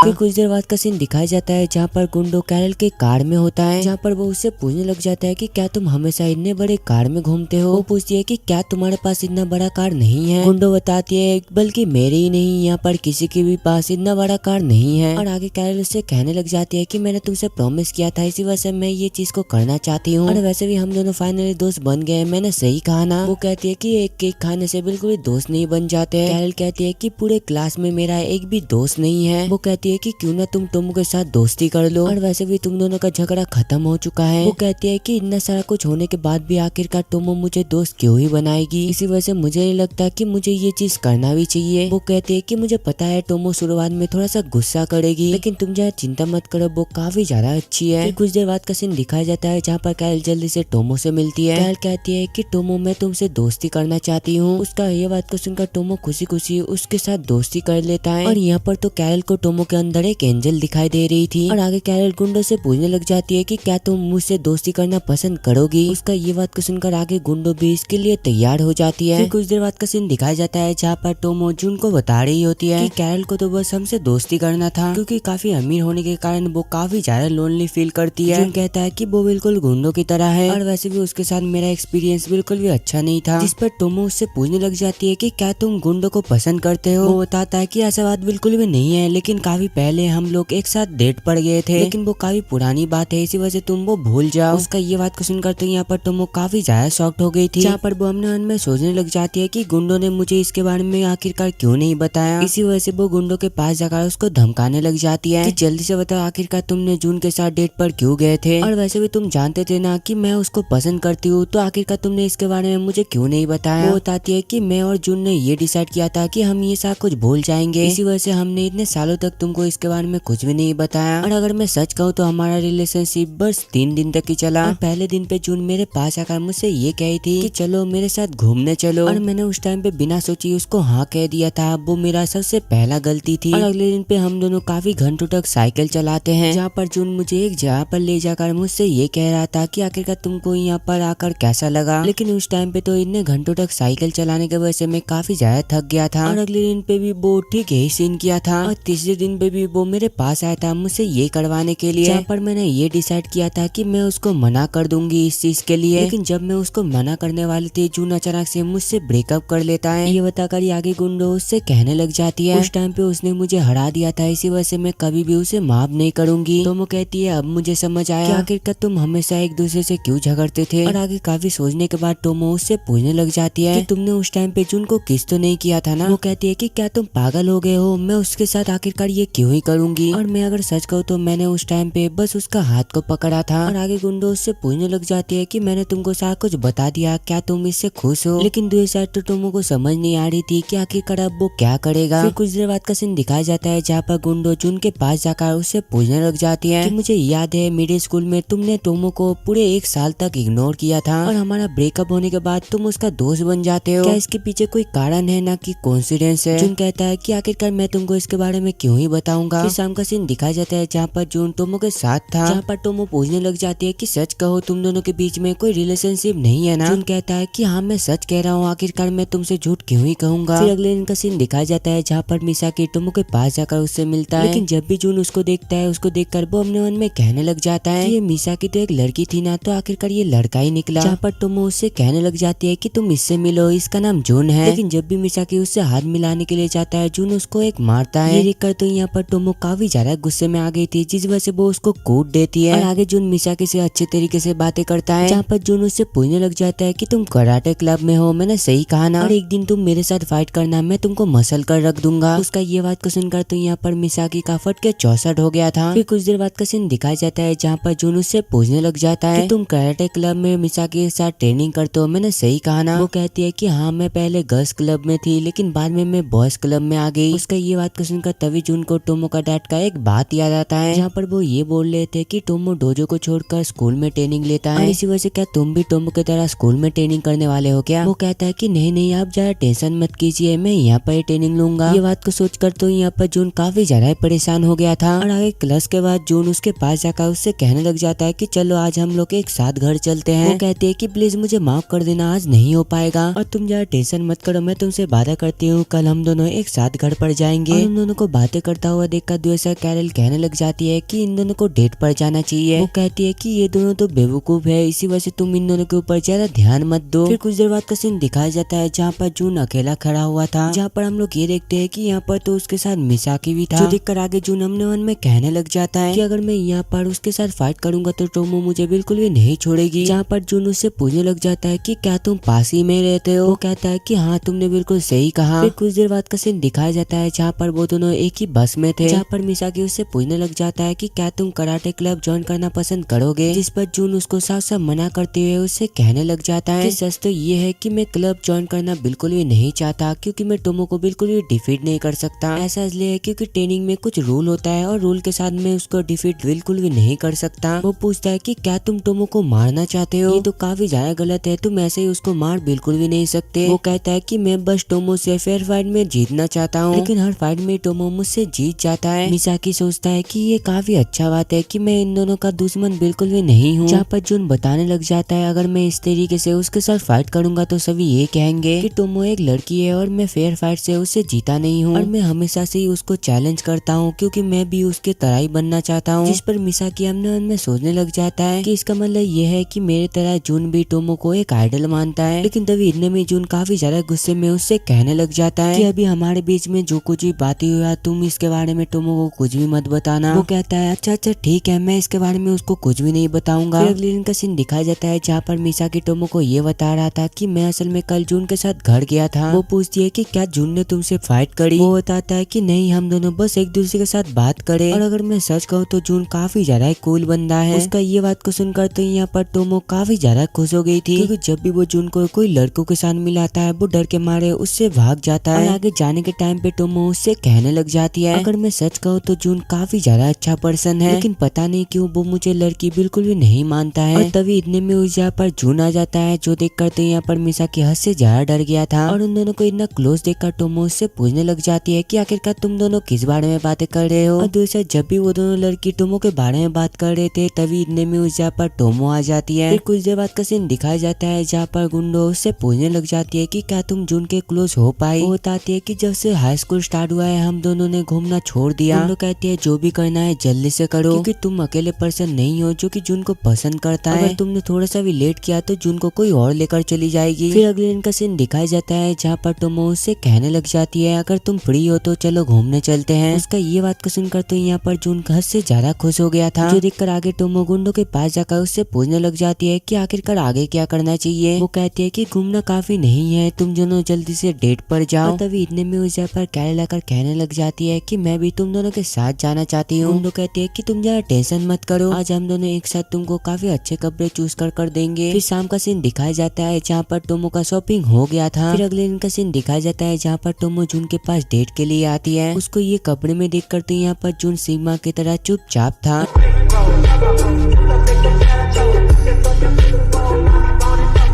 और आगे जब भी वो दोनों बेसबॉल प्रैक्टिस कर रहे थे टोमो अपने मन में कहने लग जाती है कि आखिरकार आज मैं कैसे जून का इतना ज्यादा क्लोज आ पाऊंगी। और ये सब कुछ सोचने के बाद वो दोनों जल्दी से बॉलिंग करने के लिए जाते हैं। यहाँ पर तो टोमो हमेशा की तरह जीत गई थी। और ये गेम खेलने के बाद आगे वो दोनों कैरियोके पर चलते हैं। लेकिन कैरियोके पे जाने के बाद तो यहाँ पर टोमो को समझ नहीं आ रही थी कि आखिरकार वो अभी जून के साथ कैसे बातें करेगा, क्योंकि यहाँ पर तो वो दोनों ही अकेला है। और इसी वजह से आगे वो घबराते हुए वो उससे पूछने लग जाती है कि क्या तुम पहले गाना गाना चाहते हो। वो कहता है कि मैं यहाँ पर बिल्कुल भी गाने नहीं वाला। जो सुनकर आगे टोमो काफी ज्यादा गुस्से में उससे पूछने लग जाती है तो फिर आखिरकार तुम यहाँ पर क्यों आए। वो बताता है ऐसा इसलिए है क्योंकि तुम इस जगह पर आना चाहते थे, और वैसे भी तुम्हारे अलावा मैं बिल्कुल फीका हूँ। उसका ये बात को सुनकर टोमो जल्दी से एक माइक को उठाकर गाने लग जाती है। और उसको ऐसा करते हुए तो जून उसका रिकॉर्डिंग कर रहा था। फिर अगले दिन का सीन दिखाया जाता है जहाँ पर टोमो गुंडो को सारा कुछ बातें बता देती है कि जून ने कैरियोके पर बिल्कुल भी गाना नहीं गाया, ऊपर से उसने मुझे रिकॉर्ड कर लिया। और दूसरे हम लोग जून को देखते हैं जो कि वही वीडियो को देखते हुए कहने लग जाता है कि क्या मैं इसको डिलीट कर दूं। और तभी इतने में उस पर कैरे लाकर कहने लग जाती है कि जल्दी से तुम मुझे टोमो का वो वीडियो दिखाओ। लेकिन जब भी उस पर टोमो आती है वो दोनों डर के मारे वहाँ से भाग जाते हैं। लेकिन आगे जब भी जून गाती हुए टोमो को ध्यान से देखता है वो अपने मन में कहने लग जाता है कि पता नहीं क्यों उस टाइम पे टोमो काफी ज्यादा शर्मा रही थी। फिर अगले दिन का सीन दिखाया जाता है जहाँ पर गुंडो के पास टनावे आकर उसको हेलो कहता है। ये कहकर वो तो यहाँ पर काफी ज्यादा खुश हो गया था क्योंकि उसने इन दिनों बाद फाइनली उसके साथ बातें कर लिया। और उसका ऐसा करते हुए देखकर गुंडो सिग्मा की तरह उससे पूछने लग जाती है कि आखिरकार तुम हो कौन। कुछ देर बाद का सीन दिखाया जाता है जहाँ पर तनावे जून से पूछने लग जाता है कि जल्दी से बताओ क्या तुम गुंडो को कभी भी हंसते हुए देखा है। वो बताता है कि मेरे साथ बातें करने के टाइम पे वो हमेशा हंसकर बातें करता है। वो कहता है कि सच में तुम काफी ज्यादा लकी हो। जिस पर वो बताता है लेकिन मुझे उसका हंसी देखकर काफी ज्यादा गुस्सा आता है। फिर थोड़ी देर बाद जून टोमो के पास जाकर उससे पूछने लग जाता है कि क्या तुम कभी भी गुंडो को नॉर्मल लड़कियों की तरह हंसते हुए देखा है। वो बताती है कि मैंने उसको ऐसा करते हुए कभी भी नहीं देखा। दूसरा हम लोग तनावे को देखते हैं जो कि गुंडो को पटाने की कोशिश कर रहा था। उसको ऐसा करते हुए देखकर गुंडो उससे कहने लग जाती है कि तुमको ये पेन दिखाई दे रहा है ना, इसी वजह से तुम मुझसे दूर चले जाओ। अगर तुम ऐसा नहीं करोगे तो मैं यहाँ पर ही तुमको खत्म कर दूंगी। उसका ये बात को सुनकर तो यहाँ पर तनावे काफी ज्यादा डर गया था। और वैसे ही मैं यहाँ पर तुमको एक जोक सुनाने के लिए आया था। लेकिन आगे वो कुछ कहे इससे पहले गुंडो उसके मुंह पर एक टेप लगा देती है। और दूसरा हम लोग कैरल को देखते हैं जहाँ पर उसका मुंह पर भी एक टेप लगा हुआ था। और आगे जब भी टोमो उसके मुंह पर एक टेप को देखती है वो जल्दी से कैरल के मुंह से वो टेप को हटा देती है। और आगे इसके पूछने पर कैरल उसको बताने लग जाती है कि ये सब कुछ असल में गुंडो ने किया। वो कहती है कि इसका मतलब ये है कि तुमने दोबारा उसको परेशान किया होगा। वो कहती है कि मैंने गलत बिल्कुल भी नहीं किया था, मैं तो बस गुंडो का गाल पे किस करना चाहती थी। वो कहती है कि तुम शुक्र बनाओ कि उसने तुम्हारे मुंह पर बस टेप मारा। और दूसरे हम लोग तनावे को देखते हैं जो कि गुंडो से कहने लग जाता है मैं बस तुमको हंसाना चाहता हूँ। गुंडो कहती है लेकिन मैं तो तुमको ये करने के लिए नहीं कहा, और सच बताना क्या तुम मुझे पसंद करते हो। वो कहता है कि हाँ तुमने बिल्कुल सही कहा। जिस पर वो कहती है कि अब मुझे समझ आया कि आखिरकार तुम इतना दिनों से मेरे पीछे पड़े क्यों थे। कि चलो ठीक है, अगर तुम यही चाहते हो तो तुम एक मर्द बनो और मेरे पास आकर हिम्मत करके मुझे प्रपोज करो। उसका ये सारा कुछ बातें सुनकर तो यहाँ पर तनावे उसके प्यार में पागल ही हो गया था। और दूसरा हम लोग टोमो को देखते हैं जहाँ पर वो गुंडो से पूछने लग जाती है कि जल्दी से बता आखिरकार तुम जून से हंसकर क्यों बातें करते हो। वो कहती है कि सच तो ये है कि जून मेरे लिए बस खिलौने जैसा है, इसी वजह से उसको चिढ़ाने के बाद मुझे काफी ज्यादा अच्छी लगती है। उसका ये सारा कुछ डरावना बातें सुनकर तो टोमो काफी ज्यादा डर गई थी। लेकिन आगे जब भी वो दोनों लड़कियों को देखता है वो कहने लग जाती है कि मैं भी यहाँ पर इन लोग की तरह अपने दोस्त को हक करना चाहती हूँ। और मैं अगर सच कहूँ तो मैं ऐसा पहले काफी बार कर चुकी हूँ, लेकिन जब भी मैं ऐसा करती हूँ वो मुझे छोड़कर जल्दी से यहाँ से भाग जाती है। और वैसे भी हमारा दोस्ती 10 साल से ज्यादा हो चुका है, मैंने सही कहा ना। वो बताती है कि ऐसा इसलिए है क्योंकि हमारे मोम बचपन पे भी एक दूसरे का दोस्त थे। तो वो कहती है तो इसका मतलब ये है कि मैं तुमको हक कर सकती हूँ। वो कहती है कि ऐसा करवाने का सोचना भी मत, मैं अपना हड्डियां तोड़वाना नहीं चाहती। फिर कुछ देर बाद का सीन दिखाया जाता है जहाँ पर कैरल टोमो से कहने लग जाती है कि तुम मुझे हक कर सकते हो। और आगे उसको हक करने के बाद वो गुंडों के पास आकर उससे कहने लग जाती है कि मैंने उस टाइम पे कैरल को हक किया था लेकिन मुझे बिल्कुल भी अच्छा नहीं लगा और इसी वजह से मुझे समझ नहीं आ रहा है कि आखिरकार मुझे अब क्या करना चाहिए। और इसी वजह से आगे वो जल्दी से मिफुमे के पास जाकर उसको हक कर लेती है और उसको ऐसा करते हुए देखकर तो वहाँ पर वो दोनों का इफर्ट के 64 हो गया था। जहाँ पर मिफुमे उससे पूछने लग जाती है कि आखिरकार मैंने तुम्हारा क्या बिगाड़ा है, आखिरकार तुम ये सारा कुछ क्यों कर रहे हो। और आगे जब भी टोमो गुंडों के साथ बातें कर रही होती है अचानक से वहाँ पर कैरल आकर उसको हक कर लेती है। और ऐसा ही हर बार तो यहाँ पर कैरल उसके पास जाकर चिपक जाती थी। ये देखकर तो यहाँ पर जुन को भी समझ नहीं आ रहा था कि आखिरकार यहाँ पर क्या चल रहा है। और तभी इतने में उस जगह पर गुंडो आ जाती है जहाँ पर वो चुपचाप उसको हेलो बोलती हुए वहाँ से चुपचाप चली जाती है। और उसको ऐसा करती हुए देखकर तो यहाँ पर टोमो को ऐसा लग रहा था कि उसका मूड बिल्कुल भी ठीक नहीं है। फिर कुछ देर बाद का सीन दिखाया जाता है जहाँ पर टोमो और कैरल मिलकर गुंडों का पीछा कर रहे थे। जहाँ पर कैरल कहने लग जाती है कि मुझे ऐसा लगता है कि हमें उसको हक करना चाहिए और इसके लिए मेरे पास काफी अच्छा एक आइडिया भी है। कुछ देर बाद का सीन दिखाया जाता है जहाँ पर कैरल उसके पास जाकर उससे सॉरी कहने लग जाती है। गुंडो कहती है कि मैं तुमसे गुस्सा बिल्कुल भी नहीं हूँ और वैसे भी टोमो मुझे हक करना चाहती है लेकिन मैं ऐसा बिल्कुल भी नहीं चाहती और इसी वजह से मैंने इतना देर से तुम दोनों को इग्नोर किया। फिर लंच का सीन दिखाया जाता है जहाँ पर वो दोनों एक साथ होते हैं जहाँ पर गुंडो उससे कहने लग जाती है कि प्लीज मुझे माफ कर देना, मैंने तुम दोनों का फीलिंग को बिल्कुल भी नहीं सोचा और मैं अगर सच कहूँ तो मुझे ये सारा कुछ बिल्कुल भी अच्छा नहीं लगता है, लेकिन अगर तुम नहीं चाहते हो तो तुम मुझे हक कर सकते हो। उसका ये बात को सुनकर टोमो जल्दी से उसको हक कर लेती है और उसको ऐसा करते हुए देखकर गुंडो उससे कहने लग जाती है तुमको लड़कियों को हक ना करके तुमको जुन को हक करना चाहिए क्योंकि वो तुम्हारा पार को झेल सकता है। वो कहती है कि लड़कियों को हक करना और जुन को हक करना काफी ज्यादा अलग अलग चीजें हैं। वो पूछती है लेकिन जुन तो हमेशा तुमको गले लगाती है और इसी वजह से मुझे जितना दूर पता है तुम भी उसके साथ ऐसा हरकत कर सकते हो। फिर शाम का सीन दिखाया जाता है जहाँ पर टोमो छुप छुप कर जुन के पास जाकर उसको हक कर लेती है और उसको ऐसा करते हुए देखकर जुन उससे पूछने लग जाता है कि क्या तुम्हारा दिमाग खराब हो चुका है। वो पूछती है तो फिर हर टाइम तुम मेरे साथ इस तरीके से बिहेव करते हो तो उसका क्या। जुन कहता है कि मैं तुम्हारे साथ ये सारा कुछ हरकत कर सकता हूँ लेकिन तुम ऐसा मत करो। उसका ये बात को सुनकर तो यहाँ पर वो हद से ज्यादा गुस्से में आ गई थी जिस वजह से वो उसका धुलाई कर देती है और इसको पीटता हुआ देखकर दूसरा कैरल गुंडो से कहने लग जाती है कि मैं तुम्हारा बेस्ट फ्रेंड बनना चाहती हूँ। उसका ये बात को सुनकर तो यहाँ पर उसका रिएक्शन कुछ ऐसा था। और अगले दिन पे जब भी टोमो अपने घर पे नींद से उठती है जुन उसको गुड मॉर्निंग विश करता है और जुन को यहाँ पर देखकर टोमो उस जगह पर काफी जोर से चिल्लाती है और आगे इसके पूछने पर जुन उसको बताने लग जाता है कि असल में सर ने बोला था तुमको जगाने के लिए। और तभी उस जगह पर टोमो की मोम आकिमी आ जाती है और ये देखकर जब भी जुन उसको हेलो विश करने वाला होता है आकिमी उसको पकड़ कर उसका कान को खींचने लग जाती है। जुन हमेशा उसे मिले बिना यहाँ से चुपचाप चला जाता था और आगे टोमो जुन के लिए राइस बोल बनाती है जो खाते हुए जुन कहने लग जाता है कि सच में ये काफी ज्यादा अच्छा है। जहाँ पर खाते हुए जुन पूछने लग जाता है कि आखिरकार सर कहाँ पर है, क्या यहाँ पर सर हमारे साथ खाना नहीं खाएंगे। आकिमी कहती है कि तुम यहाँ पर उसका बात मत करो, उसने डोजो को अपना घर बना लिया और एक बार वो बस घर पर आ जाए मैं उसको बिल्कुल भी छोड़ने नहीं वाली। और दूसरा हम लोग डोजो का सीन देखते हैं जहाँ पर गोरो उन दोनों के ऊपर चिल्लाने लग जाता है कि आखिरकार तुम यहाँ पर आने के लिए इतना लेट कैसे हो गए। और तभी इतने में उन दोनों के पीछे से आकिमी बाहर निकलती है जहाँ पर आकिमी उसके कंधे में हाथ रखते हुए उससे कहने लग जाती है कि मेरे वजह से ये दोनों इतना ज्यादा लेट हो गया, इसी वजह से प्लीज मुझे माफ कर दो। लेकिन तभी हम लोग ये देखते हैं कि इतने में गोरो वहाँ पर बेहोश हो जाते हैं और आगे इसके पूछने पर टोमो उसको बताने लग जाती है कि मेरे डैड हमेशा से ही ऐसे ही थे। जहाँ पर हाई स्कूल में हमेशा ही डैड मेरे मॉम के लिए फाइट करते थे, जहाँ पर वो दोनों एक दूसरे से काफी ज्यादा प्यार करते हैं, लेकिन जब भी मेरे मॉम फादर के पास जाते हैं वो वहाँ पर ही बेहोश हो जाते हैं और इसी वजह से मुझे समझ नहीं आता कि वो हमेशा ही बेहोश क्यों हो जाते हैं। उसका ये सारा कुछ बातें सुनकर तो यहाँ पर जुन काफी ज्यादा खुश हो गया था। स्कूल का सीन दिखाया जाता है जहाँ पर टोमो गुंडो से कहने लग जाती है कि मुझे जुन का क्लोज आना है। वो कहती है कि क्यों ना तुम उसके साथ अकेले में लंच करो। सुनकर जल्दी से कैरल उसको अपना हेयर वेल दे देती है। फिर कुछ देर बाद का सीन दिखाया जाता है जहाँ पर टोमो जुन के साथ लंच कर रहा था, लेकिन खाने के टाइम पे तो वहाँ पर टोमो काफी ज्यादा शर्मा रही थी। और दूसरा हम लोग कैरल और गुंडो को देखते हैं और तभी इतने में उस जगह पर मिसाकी आ जाता है जहाँ पर कैरल कहने लग जाती है कि इसको असल में मैंने यहाँ पर बुलाया था। और आगे मिसाकी के पूछने पर कैरल उसको बताने लग जाती है कि ये असल में मेरा दोस्त गुंडो है। उसका ये बात को सुनकर तभी इतने में मिसाकी उसका हाथ को पकड़कर उसको थैंक यू कहता है, जहाँ पर वो कहने लग जाता है कि कैरल का इतना देखभाल करने के लिए तुम्हारा बहुत बहुत शुक्रिया और कैरल हमेशा से ही अकेला रहती हुई आ रही है, इसी वजह से प्लीज तुम उसके साथ रह लो। उसका ये बात को सुनकर गुंडो उससे पूछने लग जाती है कि आखिरकार तुम दोनों का रिश्ता कैसा है। मिसाकी बताता है कि वो असल में मेरा मेरा फैमिली मेंबर जैसा है, ये कहकर वो उसके माथे पर पेट करता है। और आगे जब भी कैरल उसको खाना खिलाने की कोशिश करती है, गुंडो उससे कहने लग जाती है कि आखिरकार तुम्हें क्या लगता है मैं तुम्हारा बॉयफ्रेंड हूँ, और इसी वजह से तुम ये मत सोचना कि मैं ये कभी भी करने भी वाला हूँ। वो कहती है कि सच में तुम काफी ज्यादा रूड हो। और आगे जब भी टोमो उन दोनों के ऊपर चिल्लाती है, कैरल जल्दी से उसका हेयर ऑयल को ले लेती है। और तभी इतने में मिफू में टोमो को बुलाती हुए उससे कहने लग जाती है कि काफी दिनों से एक लड़का ओगामी के पीछे पड़ा हुआ है। वो कहती है अगर ऐसी बात है तो क्यों ना तुम उसके साथ बात करो। वो कहती है कि मैं उसके साथ बात बिल्कुल भी नहीं करना चाहती क्योंकि वो एक गुंडा है, और ऊपर से सारे लड़के उसके बात मानते हैं, और इसी वजह से कोई भी लड़के उसका खिलाफ जाना बिल्कुल भी नहीं चाहता। और उसका ये सा कुछ बात सुनकर टोमो कहने लग जाती है कि चलो ठीक है मैं तुम्हारे साथ चलती हूँ, और कुछ भी हो जाए मैं आज वो लड़के को बिल्कुल भी छोड़ने नहीं वाली। फिर कुछ देर बाद का सीन दिखाया जाता है जहाँ पर टोमो वो लड़के से कहने लग जाती है कि तुम ओगामा का पीछा करना बंद कर दो। वो कहता है कि क्या तुम बताओगे आखिरकार तुम हो कौन, और मैं ओगामा को काफी ज्यादा पसंद करता हूँ, इसी वजह से मैं उसके साथ बातें करूंगा, और इसी वजह से तुम होते कौन हो मुझे रोकने वाले। वो कहती है कि इसका मतलब ये है कि तुम ओगामा को तंग करना बिल्कुल भी बंद नहीं करने वाले हैं, मैंने सही कहा ना। ये कहकर आगे वो उसको एक किक मारती है जिस वजह से वो काफी दूर जाकर गिरता है, और ये कर आगे टोमो उन दोनों से कहने लग जाती है अगर मैं सच कहूँ तो मैं इसकी तरह लड़के को बिल्कुल भी नहीं छोड़ती, और तुम जरा टेंशन मत करो, मैं इस जैसे लड़के को बिल्कुल भी छोड़ने नहीं वाली, और आज से ये लड़का तुम्हें ही नहीं बल्कि पूरे क्लास के लड़कियों को तंग नहीं करेगा। उसका ये सा कुछ डायलॉग सुनकर तो वहाँ पर वो दोनों उसका दीवानी हो गई थी। फिर कुछ देर बाद का सीन दिखाया जाता है जहाँ पर वो बंदा अपने दोस्तों को बता रहा होता है कि एक लड़की ने मुझे पेट दिया, और वो लाल वालों वाली लड़की का नाम टोमो है। और आगे वो कुछ कहे इससे पहले उस जहाँ पर जून आकार उसको दोबारा एक किक मारता है, और उसका ये किक तो कुछ ज्यादा खतरनाक था जिस वजह से वो वहाँ पर ही बेहोश हो जाता है। और वहाँ पर तो जून काफी गुस्से से उन लोगों से कहने लग जाता है कि क्या तुम इतने सारे लोग मिलकर एक लड़की को मारना चाहते हो, मैं अगर सच कहूँ तो मैंने तुम जैसे लड़का जन्म में भी नहीं देखा। फिर कुछ देर बाद का सीन दिखाया जाता है जहाँ पर वो सभी टोमो के पास जाते हैं, और उन लोगों को यहाँ पर देखकर टोमो उन लोगों से कहने लग जाती है ओ अच्छा तुम सभी मुझसे एक साथ फाइट करना चाहते हो, मैंने सही कहा ना। लेकिन तभी अचानक से वहाँ पर सभी लड़के उससे माफी मांगने लगते हैं। उन लोग को ऐसा करता हुआ देखा तो यहाँ पर टोमो काफी ज्यादा कंफ्यूज हो गई थी। कुछ देर बाद का सीन दिखाया जाता है जहाँ पर टोमो जुन को बताने लग जाती है कि मैंने कुछ देर पहले एक बदमाश लड़के को पीटा था, लेकिन उसने तो उल्टा मेरे पास आकर मुझसे माफी मांगने लग गया, लेकिन उस टाइम पे तो मैंने उसको जोर से बिल्कुल भी नहीं मारा था। जुन कहता है कि हो सकता है उन्हें उनका गलतियों का एहसास हो गया होगा। टोमो पूछती है कि आखिरकार तुमको ये चोट कैसे लगी। वो कहता है कि मैं असल में नीचे गिर गया था, जिस पर टोमो कहते हैं कि तुम थोड़ा सा देख कर चला करो। फिर अगले दिन का सीन दिखाया जाता है जहाँ पर कैरल उन दोनों से ये पूछ रही थी कि जल्दी से बताओ आखिरकार तुम दोनों कब आओगी, और तुम दोनों बिल्कुल भी लेट मत करना, नहीं तो मैं तुम दोनों को अंदर आने बिल्कुल भी नहीं दूंगी। उसका ये बात को सुनकर आगे वो दोनों कैरल का गाल को खींचने लग जाती है। और आगे जब भी टोमो और गुंडो कैरल के घर के पास आते हैं उन दोनों को उस जगह पर कैरल की मॉम मिलती है, और वहाँ पर तो वो टोमो को एक लड़का समझ रहा था, लेकिन बाद में उसको एहसास हो जाता है कि वो असल में कोई लड़का नहीं बल्कि एक लड़की है। और आगे वो उन दोनों को अंदर आने के लिए कहती है, जहाँ पर वो जाते टाइम कहने लग जाती है हमारा घर इतना ज्यादा बड़ा है मैं हमेशा ही खो जाती हूँ। और आगे जब भी वो दोनों अंदर जाते हैं कैरल उन दोनों को देखकर काफी ज्यादा खुश हो जाती है, और वो यहाँ पर इतना ज्यादा खुश हो गई थी वो सीधा जाकर एक एक करके सबको हक करने लग जाती है। लेकिन आगे जब भी वो गुंडो को हक करने जाने वाली थी वो उसको रोक देती है, और उसका ऐसा करते हुए देखकर कैरल उससे कहने लग जाती है कि देखो हम दोनों का हेयर स्टाइल बिल्कुल सेम है। उसका ये बात को सुनकर गुंडो जल्दी से अपना हेयर स्टाइल को चेंज कर देती है। और आगे जब भी वो तीनों कैरल के रूम पर जाते हैं टोमो कहने लग जाती है कि मैंने आज तक इतना बड़ा रूम कभी जन्म में भी नहीं देखा। और आगे कैरल उन लोगों को अपना बचपन का फोटो दिखाने लग जाती है, लेकिन वहाँ पर तो गुंडो को बिल्कुल भी अच्छा नहीं लग रहा था। इसी वजह से आगे वो बाथरूम जाने का बहाना बनाकर वो रूम से निकल जाती है, जहाँ पर रास्ते में गुंडो को कैरल का मॉम मिलती है, जो देखकर वो उससे कहने लगती है कि अब जरा टेंशन मत कीजिए मैं बाथरूम का रास्ता जानती हूँ। जो सुन के कैरल का मॉम उससे कहने लगती है कि तुम आज कैरल के साथ काफी बुरा बर्ताव किया, क्या तुम कैरल को हेट करते हो। उनका ये बात को सुनकर गुंडो उससे कहने लगती है अगर मैं ये कहूँ कि मैं कैरल को बस पैसों के लिए दोस्त बनाया हूँ तो फिर आप क्या करोगी। वो कहते हैं कि सच में तुम काफी ज्यादा क्यूट हो। और आगे जब भी शाम पे उन लोग का जाने का टाइम हो जाता है कैरल का मॉम सीधा जाकर टोमो को हक कर लेती है, जहाँ पर वो उससे कहने लगती है कि तुम हमारे घर पे दोबारा जरूर आना। और आगे काफी बार कहने पर गुंडो को भी ये चीज मानना ही पड़ता है। फिर अगले दिन का सीन दिखाया जाता है जहाँ पर टोमो को अचानक से याद आता है कि कल तो असल में उन लोग का एग्जाम है, इस वजह से तो वो यहाँ पर काफी ज्यादा परेशान हो गई थी। और उसको इतना परेशान देखकर गुंडो उससे कहने लग जाती है कि चिंता मत करो मैं तुम दोनों को पढ़ा दूंगी। फिर कुछ देर बाद का सीन दिखाया जाता है जहाँ पर जून टोमो के पास जाकर उससे कहने लग जाता है कि चलो साथ में पढ़ते हैं, लेकिन टोमो कुछ कहे इससे पहले उस जगह पर गुंडो आकर उससे कहने लगती है कि मैं जानती हूँ कि तुम टोमो को पढ़ाना चाहते हो, लेकिन लास्ट टाइम तुम्हारा रैंक कितना आई थी। जून कहता है कि लास्ट एग्जाम पे मेरा 30 रैंक आया था। उसका ये बात को सुनकर गुंडो कहने लग जाती है सच में ये तो काफी ज्यादा कम है। और आगे जून के पूछने पर वो बताने लग जाती है लास्ट टाइम पे मेरा रैंक नंबर 1 आया था। ये सुनकर तो वहाँ पर जून हद से ज्यादा उदास हो गया था। और आगे जब भी वो दोनों गुंडों के घर जाते हैं टोमो कहने लग जाती है तो तुम मुझे यहाँ पर बिल्कुल भी आने नहीं देती थी, मुझे याद नहीं है आखिरकार उस टाइम पे क्या हुआ था। जिस पर गुंडो काफी ज्यादा गुस्सा होकर कहने लग जाती है आखिरकार तुमको इसके बारे में क्यों ही याद होगा, क्योंकि हर बार जब भी तुम मेरे घर पर आते थे तोड़फोड़ करके यहाँ से चले जाते थे, और अगर बचपन की तरह अभी भी तोड़फोड़ करने की कोशिश करोगे तो मैं तुमको बिल्कुल भी नहीं छोड़ने वाली। और आगे जब भी उस जगह पर गुंडो की मॉम आती है टोमो उसको हेलो कहती है। और पहले तो गुंडो की मॉम उसको पहचान नहीं पा रही थी, लेकिन तभी वो उसके पास जाकर उससे कहने लग जाती है कि तुमको देखकर तो बिल्कुल आकेमी की तरह लग रहा है, लेकिन तुम उसके जैसा बिल्कुल भी मत बनना। और तभी उस जगह पर कैरल आकर कहने लग जाती है कि मैं भी गुंडो की दोस्त हूँ और मेरा नाम कैरल है, और अगर मैं सच कहूँ तो आप तो सामने से काफी ज्यादा क्यूट लगते हो। उसका ये बात को सुनकर तो गुंडो की मॉम सदमे में आ गई थी। वो कहती है कि मुझे ये लड़की बिल्कुल भी पसंद नहीं है। गुंडो कहती है कि मैं भी आपकी तरह बिल्कुल यही मानती हूँ। और आगे जब भी वो लोग पढ़ना शुरू करते हैं कैरल कहने लग जाती है कि हम लोगों को थोड़ा सा रेस्ट कर लेना चाहिए। उसका ये बात को सुनकर तो यहाँ पर गुंडो काफी ज्यादा गुस्से में आ गई थी। वो कहने लग जाती है अगर तुम लोगों ने 1 घंटे से पहले रेस्ट करने का बात भी कहा तो मैं तुम लोगों को छोड़ूंगी नहीं। उसका ये बात को सुनकर तो वो दोनों काफी ज्यादा डर गए थे, जिस वजह से आगे वो लोग एक साथ पढ़ने लगते हैं। और आगे हमें पता चलता है कि यहाँ पर तो एग्जाम में टोमो को 70 रैंक मिला था, जो देखकर जून उससे कहने लग जाता है कि तुम तो पढ़ाई में काफी ज्यादा अच्छे हो गए। उसका ये बात को सुनकर वो दोनों कहने लगते हैं कि ये बिल्कुल भी अच्छा नहीं है। उसका ये बात तो यहाँ पर जून को बिल्कुल भी पसंद नहीं आया था, जिस वजह से आगे जून उन दोनों का हेयर वेल को निकाल कर ऊपर पे टंगा देता है। और आगे टोमो गुंडो से कहने लग जाती है कि तुम हर रैंक की तरह टॉप पर ही आए होगे। वो कहती है कि नहीं इस बार मैं सेकंड पर आई हूँ। और यहाँ पर हमें पता चलता है कि नंबर 1 पे और कोई नहीं बल्कि कैरल आया था।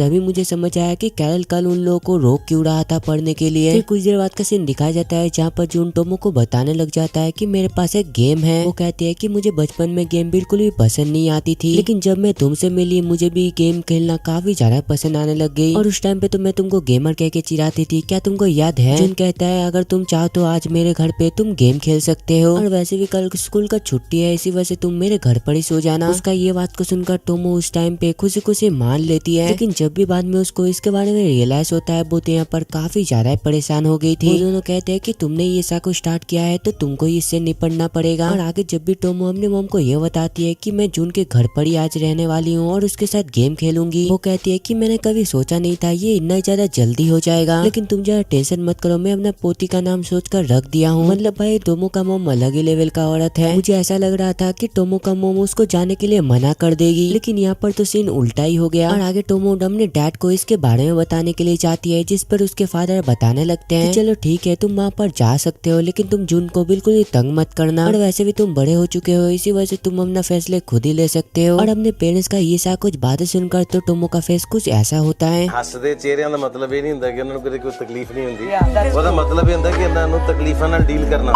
और आगे जब भी टोमो जून के घर पर जाता है उसको पता चलता है कि उसके घर में तो यहाँ पर कोई भी नहीं है। उसका ये बात को सुनकर तो यहाँ पर टोमो काफी ज्यादा परेशान हो गई थी। और आगे जून टोमो के लिए खाना बनाता है, जिस पर टोमो उससे कहने लग जाती है कि मैं भी तुम्हारे लिए खाना बनाना चाहती हूँ। जून कहता है कि चलो ठीक है जब मुझे खाना चाहिए होगा मैं तुमको बोल दूंगा, और ऐसे भी अगर तुम रात में नहाना चाहते हो तो जाकर नहा सकते हो, क्योंकि मैं काफी पहले ही नहा चुका हूँ और मैं तुमसे रूम पर मिलूंगा। और आगे जब भी कुछ देर बाद टोमो उसके रूम पर जाती है उसको तो वहाँ पर जून के गाल पे काफी बड़े बड़े थप्पड़ के निशान दिखे थे। और शुरुआत में तो यहाँ पर टोमो को कुछ भी समझ नहीं आ रही थी, लेकिन तभी वो अपने मन में कहने लग जाती है कि सच में आज जून काफी ज्यादा अजीब बिहेव कर रही है। और आगे जून टोमो से कहने लग जाता है कि चलो गेम खेलते हैं। टोमो कहते हैं कि कुछ ही हो जाए मैं तुमको जीतने नहीं दूंगा। जून कहता है कि चलो देखा जाएगा। शुरुआत में तो यहाँ पर टोमो हर एक मैच जीत रही थी, लेकिन बाद में वो हार जाती है। उसको इतना उदास देखकर जून उससे कहने लग जाता है कि तुम हर बार अटैक करने के चक्कर में बार बार डिफेंड करने के बारे में भूल जाते हो। वो कहती है कि तुम चुप ही रहो, तुम तो एक गेमर हो ना। ऐसे ही वो दोनों झगड़ते झगड़ते काफी ज्यादा क्लोज आ जाते हैं। और इस सीन पे तो मुझे ऐसा लग रहा था कि अब तो इन दोनों के बीच कुछ ना कुछ होने वाला है, लेकिन बाद में पता चलता है कि इन दोनों के बीच में कुछ भी नहीं होता। ये देखकर तो सच में मैं काफी ज्यादा उदास हो गया था। और इसी वजह से मैं जून के लिए बस एक ही चीज कहना चाहता हूँ, तुमसे ना हो पाएगा।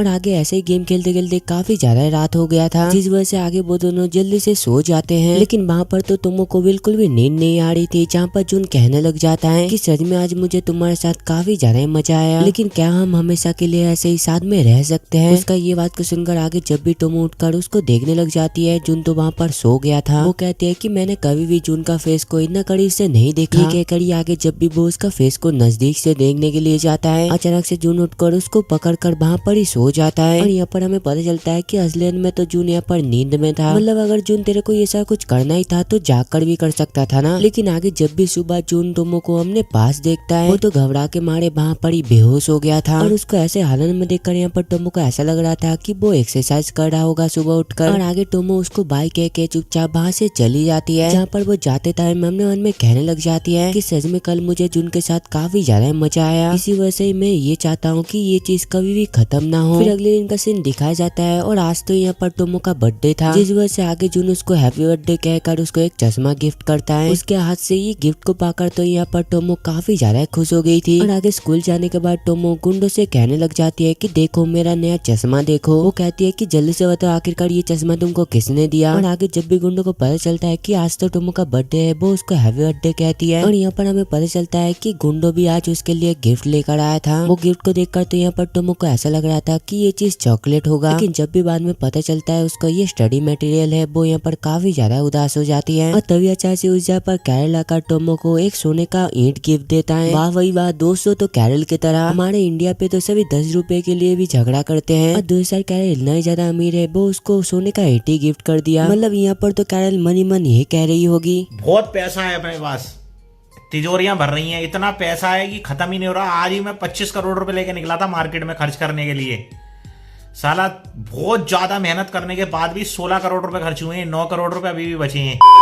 और आगे गुंडो उन दोनों से कहने लग जाती है कि आज तुम दोनों मेरे घर पर जरूर आना। और आगे जब भी वो तीनों एक साथ गुंडो के घर पर जाते हैं, यहाँ पर हमें पता चलता है कि आज तो असल में गुंडो उसको नया कपड़े देना चाहती थी, जहाँ पर वो दोनों जल्दी से टोमो को एक अलग ही किस्म का लड़की बना देती है। और अब तो इसको देखकर मुझे लग रहा है कि ये सच में एक लड़की है। और आगे ये सब कुछ करने के बाद गुंडो उससे कहने लग जाती है कि अब तुम बिल्कुल तैयार हो चुके हो, अब तुमको बस बोलने का ट्राई करना पड़ेगा। उसका ये बात को सुनकर आगे टोमो भी लड़कियों की तरह बातें करने का प्रैक्टिस करने लग जाती है। लेकिन यहाँ पर तो उन दोनों को आइसक्रीम खाने का काफी ज्यादा मन कर रहा था, इसी वजह से आगे वो दोनों टोमो को बाहर जाकर आइसक्रीम लाने के लिए कहती है। वो कहती है कि क्या तुम दोनों ये चाहते हो कि मैं ये ड्रेस में बाहर जाऊं? तुम खुद ही सोचो, अगर जून मुझे इस ड्रेस में देख लेगा तो क्या सोचेगा। गुंडो कहती है कि यही तो असल में मेरा प्लान है। उसका ये बात को सुनकर टोमो को ना चाहते हुए भी आइसक्रीम लेने के लिए जाना पड़ता है। लेकिन जब भी वो आइसक्रीम लेने के लिए एक शॉप के अंदर जाता है, यहाँ पर तो सभी लड़के बस उसको ही घूरे जा रहे थे। लेकिन जब भी टोमो आइसक्रीम लेकर बाहर जाती है, अचानक से वो फिसल के वहाँ पर गिर जाती है। और उसको गिरा हुआ देखकर तभी उस जगह पर जून आकर उसको उठा लेता है, जिस वजह से आगे टोमो उसको थैंक यू कहती है। और आगे जब भी जून वहाँ से जाने वाला होता है, टोमो उससे कहने लगती है कि क्या तुम मुझे थोड़ा सा आगे जाकर छोड़ सकते हो। उसका ये बात सुनकर आगे वो भी इसके लिए मान जाती है। लेकिन जाती है तो यहाँ पर टोमो काफी ज्यादा परेशान थी। लेकिन आगे जब भी जून उसको ध्यान से देखता है, वो अपने मन में कहने लग जाता है कि ये तो बिल्कुल टोमो की तरह दिखता है, लेकिन ये टोमो बिल्कुल भी नहीं हो सकता। और आगे टोमो उससे पूछने लग जाती है कि तुमको ऐसा लग रहा होगा कि मैं काफी ज्यादा बेकार दिखती हूँ, मैंने सही कहा ना? वो कहता है कि नहीं, ऐसा बात बिल्कुल भी नहीं है, तुम तो काफी ज्यादा प्रीटी हो। और आगे वो दोनों ऐसे ही बातें करते करते आगे बढ़ने लगते हैं। लेकिन जब भी वो दोनों रास्ते में फुटबॉल मैच को देखते हैं, वो दोनों वहाँ पर ही बैठ जाते हैं वो फुटबॉल मैच को देखने के लिए। और वहाँ पर कुछ बच्चों को खेलता हुआ देखकर जून कहने लग जाता है कि देखो वो दोनों बच्चे काफी अच्छा खेल रहा है, मैंने सही कहा ना? वो कहती है कि मुझे ऐसा लग रहा है कि वो दोनों काफी अच्छे दोस्त हैं। जून पूछता है कि आखिरकार तुम्हें क्या लगता है वो दोनों आगे कैसे दोस्त बनेंगे, जिस पर वो कहती है कि वो दोनों आगे चलकर कपल बन सकते हैं। उसका ये बात को सुनकर जून कहने लग जाता है कि मैंने भी ठीक यही सोचा था, और मैं अगर सच कहूँ तो मेरे पास भी ऐसे ही एक दोस्त है, जहाँ पर वो असल में मेरा बेस्ट फ्रेंड है, लेकिन जैसे बचपन में थे वैसा अभी बिल्कुल भी नहीं चाह रहा है। उसका ये बात को सुनकर टोमो शर्माती है उससे पूछने लग जाती है कि आखिरकार तुम उसके साथ कैसे दोस्ती रखना चाहते हो। वो बताता है कि मैंने तो कभी इसके बारे में सोचा ही नहीं, लेकिन अभी मेरे पास बस एक ही गोल है, उसको बीट करना। उसका ये बात को सुनकर टोमो अपने मन में कहने लग जाती है कि क्या मैं जून को बता दूं कि मैं ही असल में टोमो हूँ। नहीं, मैं ऐसा बिल्कुल भी नहीं कर सकती, अगर उसको पता चलेगा वो तो सदमे में आ जाएगा। लेकिन तभी अचानक से जून उससे कहने लग जाता है कि तुमने तो स्टोर से आइसक्रीम लिया था ना, वो पिघल गया होगा। उसका ये बात को सुनकर टोमो जल्दी से उसको बाय कहते हुए वहाँ से चली जाती है। और घर पे आने के बाद टोमो ये देखती है कि कैरल और गुंडो तो वहाँ पर डेकोरेट कर रहे थे और आगे टोमो केक को काटती हुए सबके साथ सेलिब्रेट करती है। और अगले दिन पे जब भी टोमो जून को गुड मॉर्निंग कहती है, जून उसका गाल को खींचने लग जाता है, जिस वजह से गुस्से में आकर टोमो दोबारा उसको एक मुक्का मारती है, जहाँ पर टोमो उससे पूछने लग जाती है कि आखिरकार तुमको हर बार कौन सा भूत पकड़ लेता है। वो कहता है कि नहीं, तुम्हारा मुक्का खाकर मुझे काफी ज्यादा अच्छा लगता है। और आगे हमें पता चलता है कि आज तो स्कूल में दोनों क्लास का मैच होने वाला है और वहाँ पर तो टोमो काफी ज्यादा अच्छा खेलती है। इसी वजह से आगे टीचर उसको बॉस टीम में डाल देती है। ये जानने के बाद तो यहाँ पर जून काफी ज्यादा खुश हो गया था। और आगे जब भी टूर्नामेंट के टाइम पे वो सभी लड़के आते हैं, जून और टोमो को इतना ज्यादा गुस्से में देखकर तो वहाँ पर उन लोगों का फट के 64 हो गया था। और आगे जब भी उस जगह पर मिसाकी आता है, टोमो उससे कहने लग जाती है कि मुझे काफी ज्यादा खुशी हो रही है कि तुम हमारे साथ खेलोगे, तुम्हारे वजह से मैं इस गेम पे अपना पूरा ताकत लगा सकता हूँ। उसका ये बात को सुनकर आगे मिसाकी सबके साथ प्लान बनाने लग जाता है कि आखिरकार वो लोग एक साथ कैसे अपने आप को बचाएंगे। लेकिन यहाँ पर पहले राउंड पे ही मिसाकी मैच में हार जाता है। फिर हम लोग डायरेक्ट फाइनल मैच का सीन को देखते हैं, जहाँ पर एक काई पावरफुल बंदा टोमो से पूछने लग जाता है कि तुम कैरेटे क्लब में हो, मैंने सही कहा ना? और दूसरा तुम जून जो कि कोई भी क्लब में नहीं हो, और अगर ये गेम पे मैं जीता तो तुम मेरे क्लब में आ जाना। और दूसरा हम लोग तनावे को देखते हैं, जो कि गुंडो को ही देखे जा रहा था, जहाँ पर वो हमने उनमें कहने लग जाता है कि गुंडो मुझे चीयर करने के लिए आई होगी। लेकिन तभी अचानक से उसको एक बॉल आकर लगता है, जिस वजह से वो वहाँ पर ही आउट हो जाता है। और आगे ऐसे एक एक करके वो बंदा सबको आउट करने लग जाता है। और आगे जब भी टोमो का बारी आता है, तभी अचानक से उस जगह पर जून आकर उसको बचा लेता है। उसको ऐसा करते हुए देखकर टोमो उससे पूछने लग जाती है कि आखिरकार तुमने ऐसा क्यों किया? वो बताता है कि पता नहीं, मेरा बॉडी ऑटोमेटिकली मूव हो गया। ये बताकर ही अचानक से वो वहाँ पर ही बेहोश हो जाता है। लेकिन इस वजह से तो यहाँ पर टोमो काफी ज्यादा गुस्से में आ गई थी। उसको इतना गुस्से में देखकर दूसरा जून कहने लग जाता है कि मुझे पक्का है कि नहीं कि टोमो इस मैच को जीतेगी। दूसरा हम लोग टोमो को देखते हैं, जो कि अपना फुल पावर से उसके ऊपर बॉल को फेंकता है। और दूसरा वो बंदा भी वो बॉल को पकड़ने के लिए बिल्कुल तैयार था, लेकिन तभी अचानक से वो बॉल नीचे जाकर तनावे के पास चला जाता है, जो देखकर टोमो चिल्लाती हुई कहने लग जाती है कि जल्दी से उसको आउट कर दो। उसका ये बात को सुनकर आगे तनावे भी ठीक यही करता है। इस वजह से तो यहाँ पर टोमो का टीम फाइनल मैच जीत गया था। और आगे जीतने के बाद टोमो जल्दी से अपने दोस्तों से बातें करने के लिए चली जाती है। और दूसरा जून के पास वही बंदा आकर उसको अपने साथ लेकर जाता है, जहाँ पर जून काफी आराम से वो बंदे को कैरेटे में हरा देता है। ऐसे ही आगे फाइट करते करते तो यहाँ पर वो दोनों ही काफी ज्यादा थक गए थे। और आगे वो बंदे के पूछने पर जून उसको बताने लग जाता है कि मैं असल में टोमो को डिफीट करना चाहता हूँ, इसी वजह से मैं क्लब में ज्वाइन नहीं हुआ। और आगे जाते टाइम टोमो उससे पूछने लग जाती है कि मुझे पता चला कि तुमने वो बंदे से फाइट करी। वो कहता है कि हाँ, मुझे ऐसा लगता है कि तुम भी उससे हरा सकते हो। वो कहती है कि ऐसा बात बिल्कुल भी नहीं है, मैं तो वैसे एक लड़की हूँ और इसी वजह से मुझसे अच्छा तुम ज्यादा ताकतवर हो। उसका ये बात को सुनकर आगे जून मन में कहने लग जाता है कि मुझे नहीं लगा था कि तुम वो मैच पे इतना अच्छा खेलोगी, लेकिन मैं 100% जानता था कि तुम वो मैच को जीत कर ही आओगी। और इसी वजह से मुझे ऐसा लगता है कि मैं तो बस एक गेमर हूँ जो कि तुमको चेस कर रहा है। ऐसा इसलिए है क्योंकि मैं हमेशा से ही तुम्हारी तरह ही बनना चाहता हूँ। फिर अगले दिन का सीन दिखाया जाता है, जहाँ पर जून जॉगिंग कर रहा था। और तभी हमें जून का पास्ट का सीन दिखाया जाता है, जहाँ पर जून का फैमिली पहली बार टोक्यो में शिफ्ट हुआ था। और वही वो फर्स्ट टाइम था जब जून ने टोमो से पहली बार मिला था। और उस टाइम पे तो जून चुपचाप अपना गेम खेल रहा था, जो देखकर टोमो उससे वो गेम को छीनकर खुद गेम को खेलने लग जाती है। लेकिन इस चक्कर में तो यहाँ पर उसका गेम टूट गया था, जिस वजह से वो गुस्से में आकर उसको एक मुक्का मारता है। टोमो कहती है कि इतना काफी नहीं है, तुम मुझे और मारो। जून कहता है कि मैं तुमको और मारना नहीं चाहता, तुम मुझे एक नया गेम ला कर दो। और आगे शाम पे उस जगह पर टोमो और उसके फादर आकर जून से माफी मांगते हैं, जहाँ पर टोमो का फादर काफी गुस्से से पूछने लग जाता है जल्दी से बताओ आखिरकार वो गेम कितने का था। ये देखकर तो यहाँ पर जून का फट के 64 हो गया था। और तभी अचानक से उस जगह पर आकेमी आ जाती है, जहाँ पर वो कहने लगती है कि क्या तुम यहाँ पर उससे माफी मांगने के लिए आए हो, ना कि उसको डराने के लिए आए हो। ये कहकर ही आगे टोमो की मम काफी अच्छे तरीके से जून से माफी मांगती है। और यहाँ पर तो जून मम्मी लवर था, जिस वजह से आगे जून उसको माफ कर देता है। आकेमी कहती है कि तुम दोबारा ऐसा बिल्कुल ही मत करना, जो सुनकर आगे टोमो उससे माफी मांगती है। और आगे ऐसे ही एक साथ खेलते खेलते उन दोनों का दोस्ती काफी ज्यादा गहरा हो जाता है। और एक दिन टोमो जून के पास एक लड़की को लेकर आती है, और वो और कोई नहीं बल्कि गुंडो था। लेकिन आगे जब भी जून उसको हेलो बोलता है, गुंडो तो उल्टा उसको चिढ़ाने लग जाती है। टोमो कहती है कि ये हमेशा ही मजाक करती है, इसी वजह से तुम इसका बात को बिल्कुल भी सीरियस मत लेना। फिर कुछ दिनों बाद का सीन दिखाया जाता है, जहाँ पर जून अकेला गेम को खेल रहा होता है। लेकिन तभी अचानक से उसके पास कुछ लड़के आकर उसको मार के उसका वो गेम को छीन लेते हैं। लेकिन इतना मार खाने के बावजूद भी वो टोमो को कुछ भी नहीं बताता है। लेकिन यहाँ पर तो टोमो को इसके बारे में पहले ही पता था, जिस वजह से वो शाम पे उसको वो गेम लौटा देती है। ये देखकर तो यहाँ पर जून काफी ज्यादा गुस्से में आ गया था, जहाँ पर वो उसका कॉलर को पकड़ते हुए उससे कहने लग जाता है कि क्या तुम अकेले उन लोगों से लड़ने के लिए चले गए थे। वो कहती है कि तुम तो काफी ज्यादा कमजोर हो, इसी वजह से मुझे अकेले उन लोगों के साथ लड़ना पड़ा। और उसी टाइम पे जून को पहली बार रियलाइज हुआ था कि वो काफी ज्यादा वीक है और वो इतना वीक हमेशा नहीं रहना चाहता था, जिस वजह से वो टोमो को वो गेम को देते हुए उसे कहने लग जाता है कि चिंता मत करो, तुम ये गेम को अपने पास ही रख सकते हो और जब मैं तुमसे ज्यादा स्ट्रॉन्ग बन जाऊंगा तुम मुझे वो गेम लौटा देना। ये कहकर आगे वो टोमो का फादर के पास चला जाता है उनसे ट्रेनिंग लेने के लिए। प्रेजेंट का सीन दिखाया जाता है जहाँ पर जून अपने मन में कहने लग जाता है कि करीब 10 साल हो चुका है लेकिन अभी भी मैं उससे जीत नहीं पाया। फिर कुछ दिनों बाद का सीन दिखाया जाता है और यहाँ पर तो वो लोग एक साथ बीच पर जाने वाले थे और यहाँ पर तो जून को ऐसा लग रहा था कि गुंडो हमेशा की तरह घर में पढ़ाई करेगा। वो कहती है कि तुमको इसके बारे में ज्यादा दिमाग लगाने की जरूरत नहीं है, मैं हर बार की तरह टॉप पर आऊंगी, मतलब टॉप पर हो तो इसके तरह। फिर कुछ देर बाद का सीन दिखाया जाता है जहाँ पर जून उन लोगों के लिए इंतजार कर रहा था, लेकिन यहाँ पर काफी देर होने के बावजूद भी यहाँ पर टोमो बाहर नहीं निकला था। जहाँ पर हम लोग ये देखते हैं कि अंदर पे तो टोमो अकेला खड़ी होती है। ये देखकर जून उसका जैकेट को खोलते हुए कहने लग जाता है कि चलो बाहर पे चलते हैं, लेकिन जब भी जून उसका बॉस को देखता है अचानक से उसका दिमाग काम करना बंद कर देता है। भाई जून यही वो मौका है जब तेरा सोने का सुहागा होने वाला है, इसी वजह से जल्दी से कर। लेकिन यहाँ पर तो जून कुछ ज्यादा शर्मिला था, जिस वजह से वो जल्दी से टोमो का जैकेट को उसको पहना देता है। उसको ऐसा करते हुए देखकर तो दूसरा गुंडो काफी ज्यादा हंस रही थी। फिर कुछ देर बाद का सीन दिखाया जाता है जहाँ पर सभी काफी ज्यादा एंजॉय कर रहे थे, लेकिन यहाँ पर तो जून काफी ज्यादा शर्मिला था, जिस वजह से वो वहाँ पर ही बैठा हुआ था। लेकिन तभी अचानक से उस जगह पर टोमो आकर उसको अपने साथ लेकर जाती है और वो लोग यहाँ पर खेल ही रहे होते हैं। तभी उस जगह पर कैरल आकर जून से चिपकने की कोशिश करती है। ये देख कर यहाँ पर टोमो को काफी ज्यादा गुस्सा आ गई थी, जिस वजह से वो गुस्से में उन लोग के ऊपर अटैक कर देती है और आगे कैरल गुंडो से पूछने लग जाता है आज जून मेरे से और टोमो से दूर भाग रहा है, आखिरकार इसका क्या कारण है। वो बताता है कि इसका कारण बस एक ही है, तुम दोनों का संतरे। कैरल पूछती है कि क्या जून बॉस पसंद नहीं करता। वो कहती है आज ही घंटा वो तो इसका दीवाना है, लेकिन जब भी वो तुम दोनों का बॉस को एक साथ देखता है उसका फट के 64 हो जाता है। ऐसा इसलिए क्योंकि उसका देखने का शक्ति बस थोड़ा सा ही है, इसी वजह से वो तुम दोनों को एक साथ हैंडल नहीं कर सकता है। और दूसरा हम लोग टोमो को देखते हैं, अचानक से उसके पास एक बंदा आकर कहने लग जाता है कि चलो मेरे साथ चलो, लेकिन तभी अचानक से उस जगह पर जून आकर कहने लग जाता है कि ये मेरे साथ है, इसी वजह से तुम जल्दी से यहाँ से भाग जाओ। वो लड़का कहता है आखिरकार मैं तुम्हारा बात क्यों ही मानूंगा। जून कहता है अगर तुम चुपचाप यहाँ से नहीं गए तो मैं तुम्हारा हाथ ही तोड़ दूंगा। उसका ये बात को सुनकर तो यहाँ पर टोमो उसका दीवाना ही बन गया था। तभी अचानक से कैरल उसको बुलाने लग जाती है, जो देखकर जून कैरल को उन सभी लड़कों से छुड़ा कर लेकर जाता है। फिर कुछ देर बाद का सीन दिखाया जाता है जहाँ पर गुंडो टोमो से ये कह रही थी कि आज ही मौका है, तुम जून को अप्रोच करो। उसका ये बात को सुनकर आगे टोमो भी ठीक यही करती है। जहाँ पर हम लोग ये देखते हैं कि यहाँ पर टोमो तो आइसक्रीम लाया था जून के साथ खाने के लिए, जहाँ पर टोमो अपने मन में कहने लग जाती है कि क्या इतना काफी होगा। जून को देखने से ऐसा लग रहा है कि वो तो बिल्कुल नॉर्मल है, लेकिन मन ही मन तो यहाँ पर जून का ज्वालामुखी फटे जा रहा था। लेकिन तभी अचानक से टोमो के ऊपर थोड़ा सा आइसक्रीम गिर जाता है। टोमो कहते हैं कि चिंता मत करो, मैं ये साफ कर देती हूँ। ये कहकर आगे जब भी टोमो वो आइसक्रीम को खाती है, तो जून का पूरा दुनिया ही पूरी तरीके से विस्फोट हो गया था। और आगे आइसक्रीम खाने के बाद वो दोनों एक साथ काफी ज्यादा एंजॉय करते हैं। और आगे घर जाने के टाइम पे गुंडो जून से पूछने लग जाती है कि क्या तुमने आज मस्ती करी। वो बताता है कि आखिरकार मैं तुमको ये बात क्यों ही बताऊं, जिस पर गुंडो अपने मन में कहने लग जाती है कि तुम जितना भी छुपाने की कोशिश करो, लेकिन आज के बाद तुम टोमो को एक लड़के की तरह नहीं देख पाओगे। कुछ दिनों बाद का सीन दिखाया जाता है जहाँ पर वो तीनों एक साथ गेम खेल रहे होते हैं और यहाँ पर तो गुंडो जीत गया था, इसी वजह से वो टोमो से कहने लग जाती है कि मैं जीत गई हूँ, इसी वजह से मैं ये चाहती हूँ कि तुम जून के साथ अकेला फायर फेस्टिवल देखने के लिए जाओगे। और आगे टोमो जून के घर पर जाकर उससे पूछने लग जाता है कि क्या तुम मेरे साथ कल फायर फेस्टिवल देखने के लिए जाओगे। उसका ये बात को सुनकर आगे जून भी इसके लिए तैयार हो जाता है। फिर कुछ देर बाद का सीन दिखाया जाता है जहाँ पर जून अपने मन में सोचने लग जाता है कि कल मैं और टोमो एक साथ फायर फेस्टिवल देखने के लिए जाएंगे, लेकिन मुझे हर बार की तरह अभी अच्छा क्यों नहीं लग रहा है। जब से टोमो ने मुझसे कन्फेस किया तब से चीजें काफी ज्यादा अजीब हो रहा है। और क्या मैं सही में टोमो को एक बेस्ट फ्रेंड की तरह देखता हूँ, मुझे इसके बारे में बिल्कुल ही नहीं पता। फिर हम लोग डायरेक्ट अगले दिन का सीन को देखते हैं जहाँ पर जून टोमो के लिए इंतजार कर रहा था, लेकिन जब भी टोमो उस जगह पर आती है उसको देखकर तो यहाँ पर जून पूरा ही चुप हो गया था। और दूसरा हम लोग गुंडो, मिसाकी और कैरल को देखते हैं और यहाँ पर तो वो तीनों अलग से फेस्टिवल देखने के लिए आए थे। और दूसरा टोमो जून के साथ एंजॉय कर ही रहा होता है, लेकिन अचानक से वो गायब हो जाता है। लेकिन तभी उसके पास कुछ लड़के आकर उससे कहने लगते हैं कि चलो हम लोग एक साथ घूमने के लिए चलते हैं। लेकिन तभी अचानक से उस जगह पर जून आकर उसको अपने साथ लेकर जाता है। लेकिन जब भी जून को ये रियलाइज होता है वो उससे कहने लग जाता है कि मुझे ऐसा बिल्कुल भी नहीं करना चाहिए था, तुम अकेले उन लोगों को हरा सकते हो, लेकिन मैंने तुमसे ये मौका को छीन लिया। जिस पर टोमो उसको एक पंच मारती हुई उससे कहने लग लग जाती है। अगर मैंने तुमको थैंक यू बोल दिया तो आखिरकार मैंने क्या गलत कर दिया। और इसी वजह से मैं तुमसे एक ही चीज कहना चाहता हूँ, आज तुमने मेरे लिए जो कुछ भी किया इसी वजह से तुम्हारा बहुत बहुत शुक्रिया। उसका ये बात को सुनकर तो जून दूसरी साइड काफी ज्यादा शॉक्ड हो गया था, लेकिन तभी अचानक से वो उससे कहने लग जाता है कि फेस्टिवल स्टार्ट होने वाला है, इसी वजह से हम लोग को ऊंची जगह पर जाना चाहिए। और आगे ऊंची जगह पर जाने के बाद टोमो हमने मन में ये डिसाइड करती है कि चलो मैं दोबारा जून से कन्फेस करती हूँ, लेकिन क्या मेरे अंदर इतना हिम्मत है जिससे कि मैं उसको सारा कुछ बातें बता पाऊँ। और तभी इतने में उस जगह पर फायर फेस्टिवल स्टार्ट हो जाता है। वो कहती है कि सच बताओ क्या तुम आज खुश हो, जिस पर जून खुशी खुशी हाँ बोलता है। और आगे फेस्टिवल खत्म होने के बाद जून हमने मन में कहने लग जाता है कि मुझे आइडिया तक नहीं है कि आखिरकार मैं टोमो के फीलिंग के बारे में क्या सोचता हूँ, लेकिन मुझे इतना तो पता है कि मैं टोमो से दोबारा फाइट बिल्कुल भी नहीं कर सकता। फिर अगले दिन का सीन दिखा जाता है जहाँ पर दो साइड वो सभी लड़के एक दूसरे के साथ बातें कर रहे थे कि टोमो और जून ने हम सबको परेशान करके रख दिया है, इसी वजह से मैं उन लोग को बिल्कुल ही नहीं छोड़ूंगा। इसी वजह से आगे वो लोग सबसे पहले गुंडो को टारगेट करता है, जिस पर गुंडो काफी ज्यादा गुस्से में उन लोगों से कहने लग जाती है कि मुझे छूने की बिल्कुल भी कोशिश मत करना। उसका इतना डरावना फेस को देखकर तो यहाँ पर उन सब का फट के चौसठ हो गया था, लेकिन तभी अचानक से उस जगह पर कैरल आ जाती है, जहाँ पर वो उन लोगों से कहने लग जाती है कि तुम गुंडो को तंग बिल्कुल ही मत करना। वो बंदा कहता है कि तुम हमारा टारगेट नहीं हो, इसी वजह से यहाँ से चले जाओ। जिस सुनकर कैरल उसको बिजली का झटका देते हुए जल्दी से गुंडो को लेकर वहाँ से भाग जाती है, जहाँ पर वो लोग फाइनली उन लोगों से छूटकर भाग गए थे। जो कर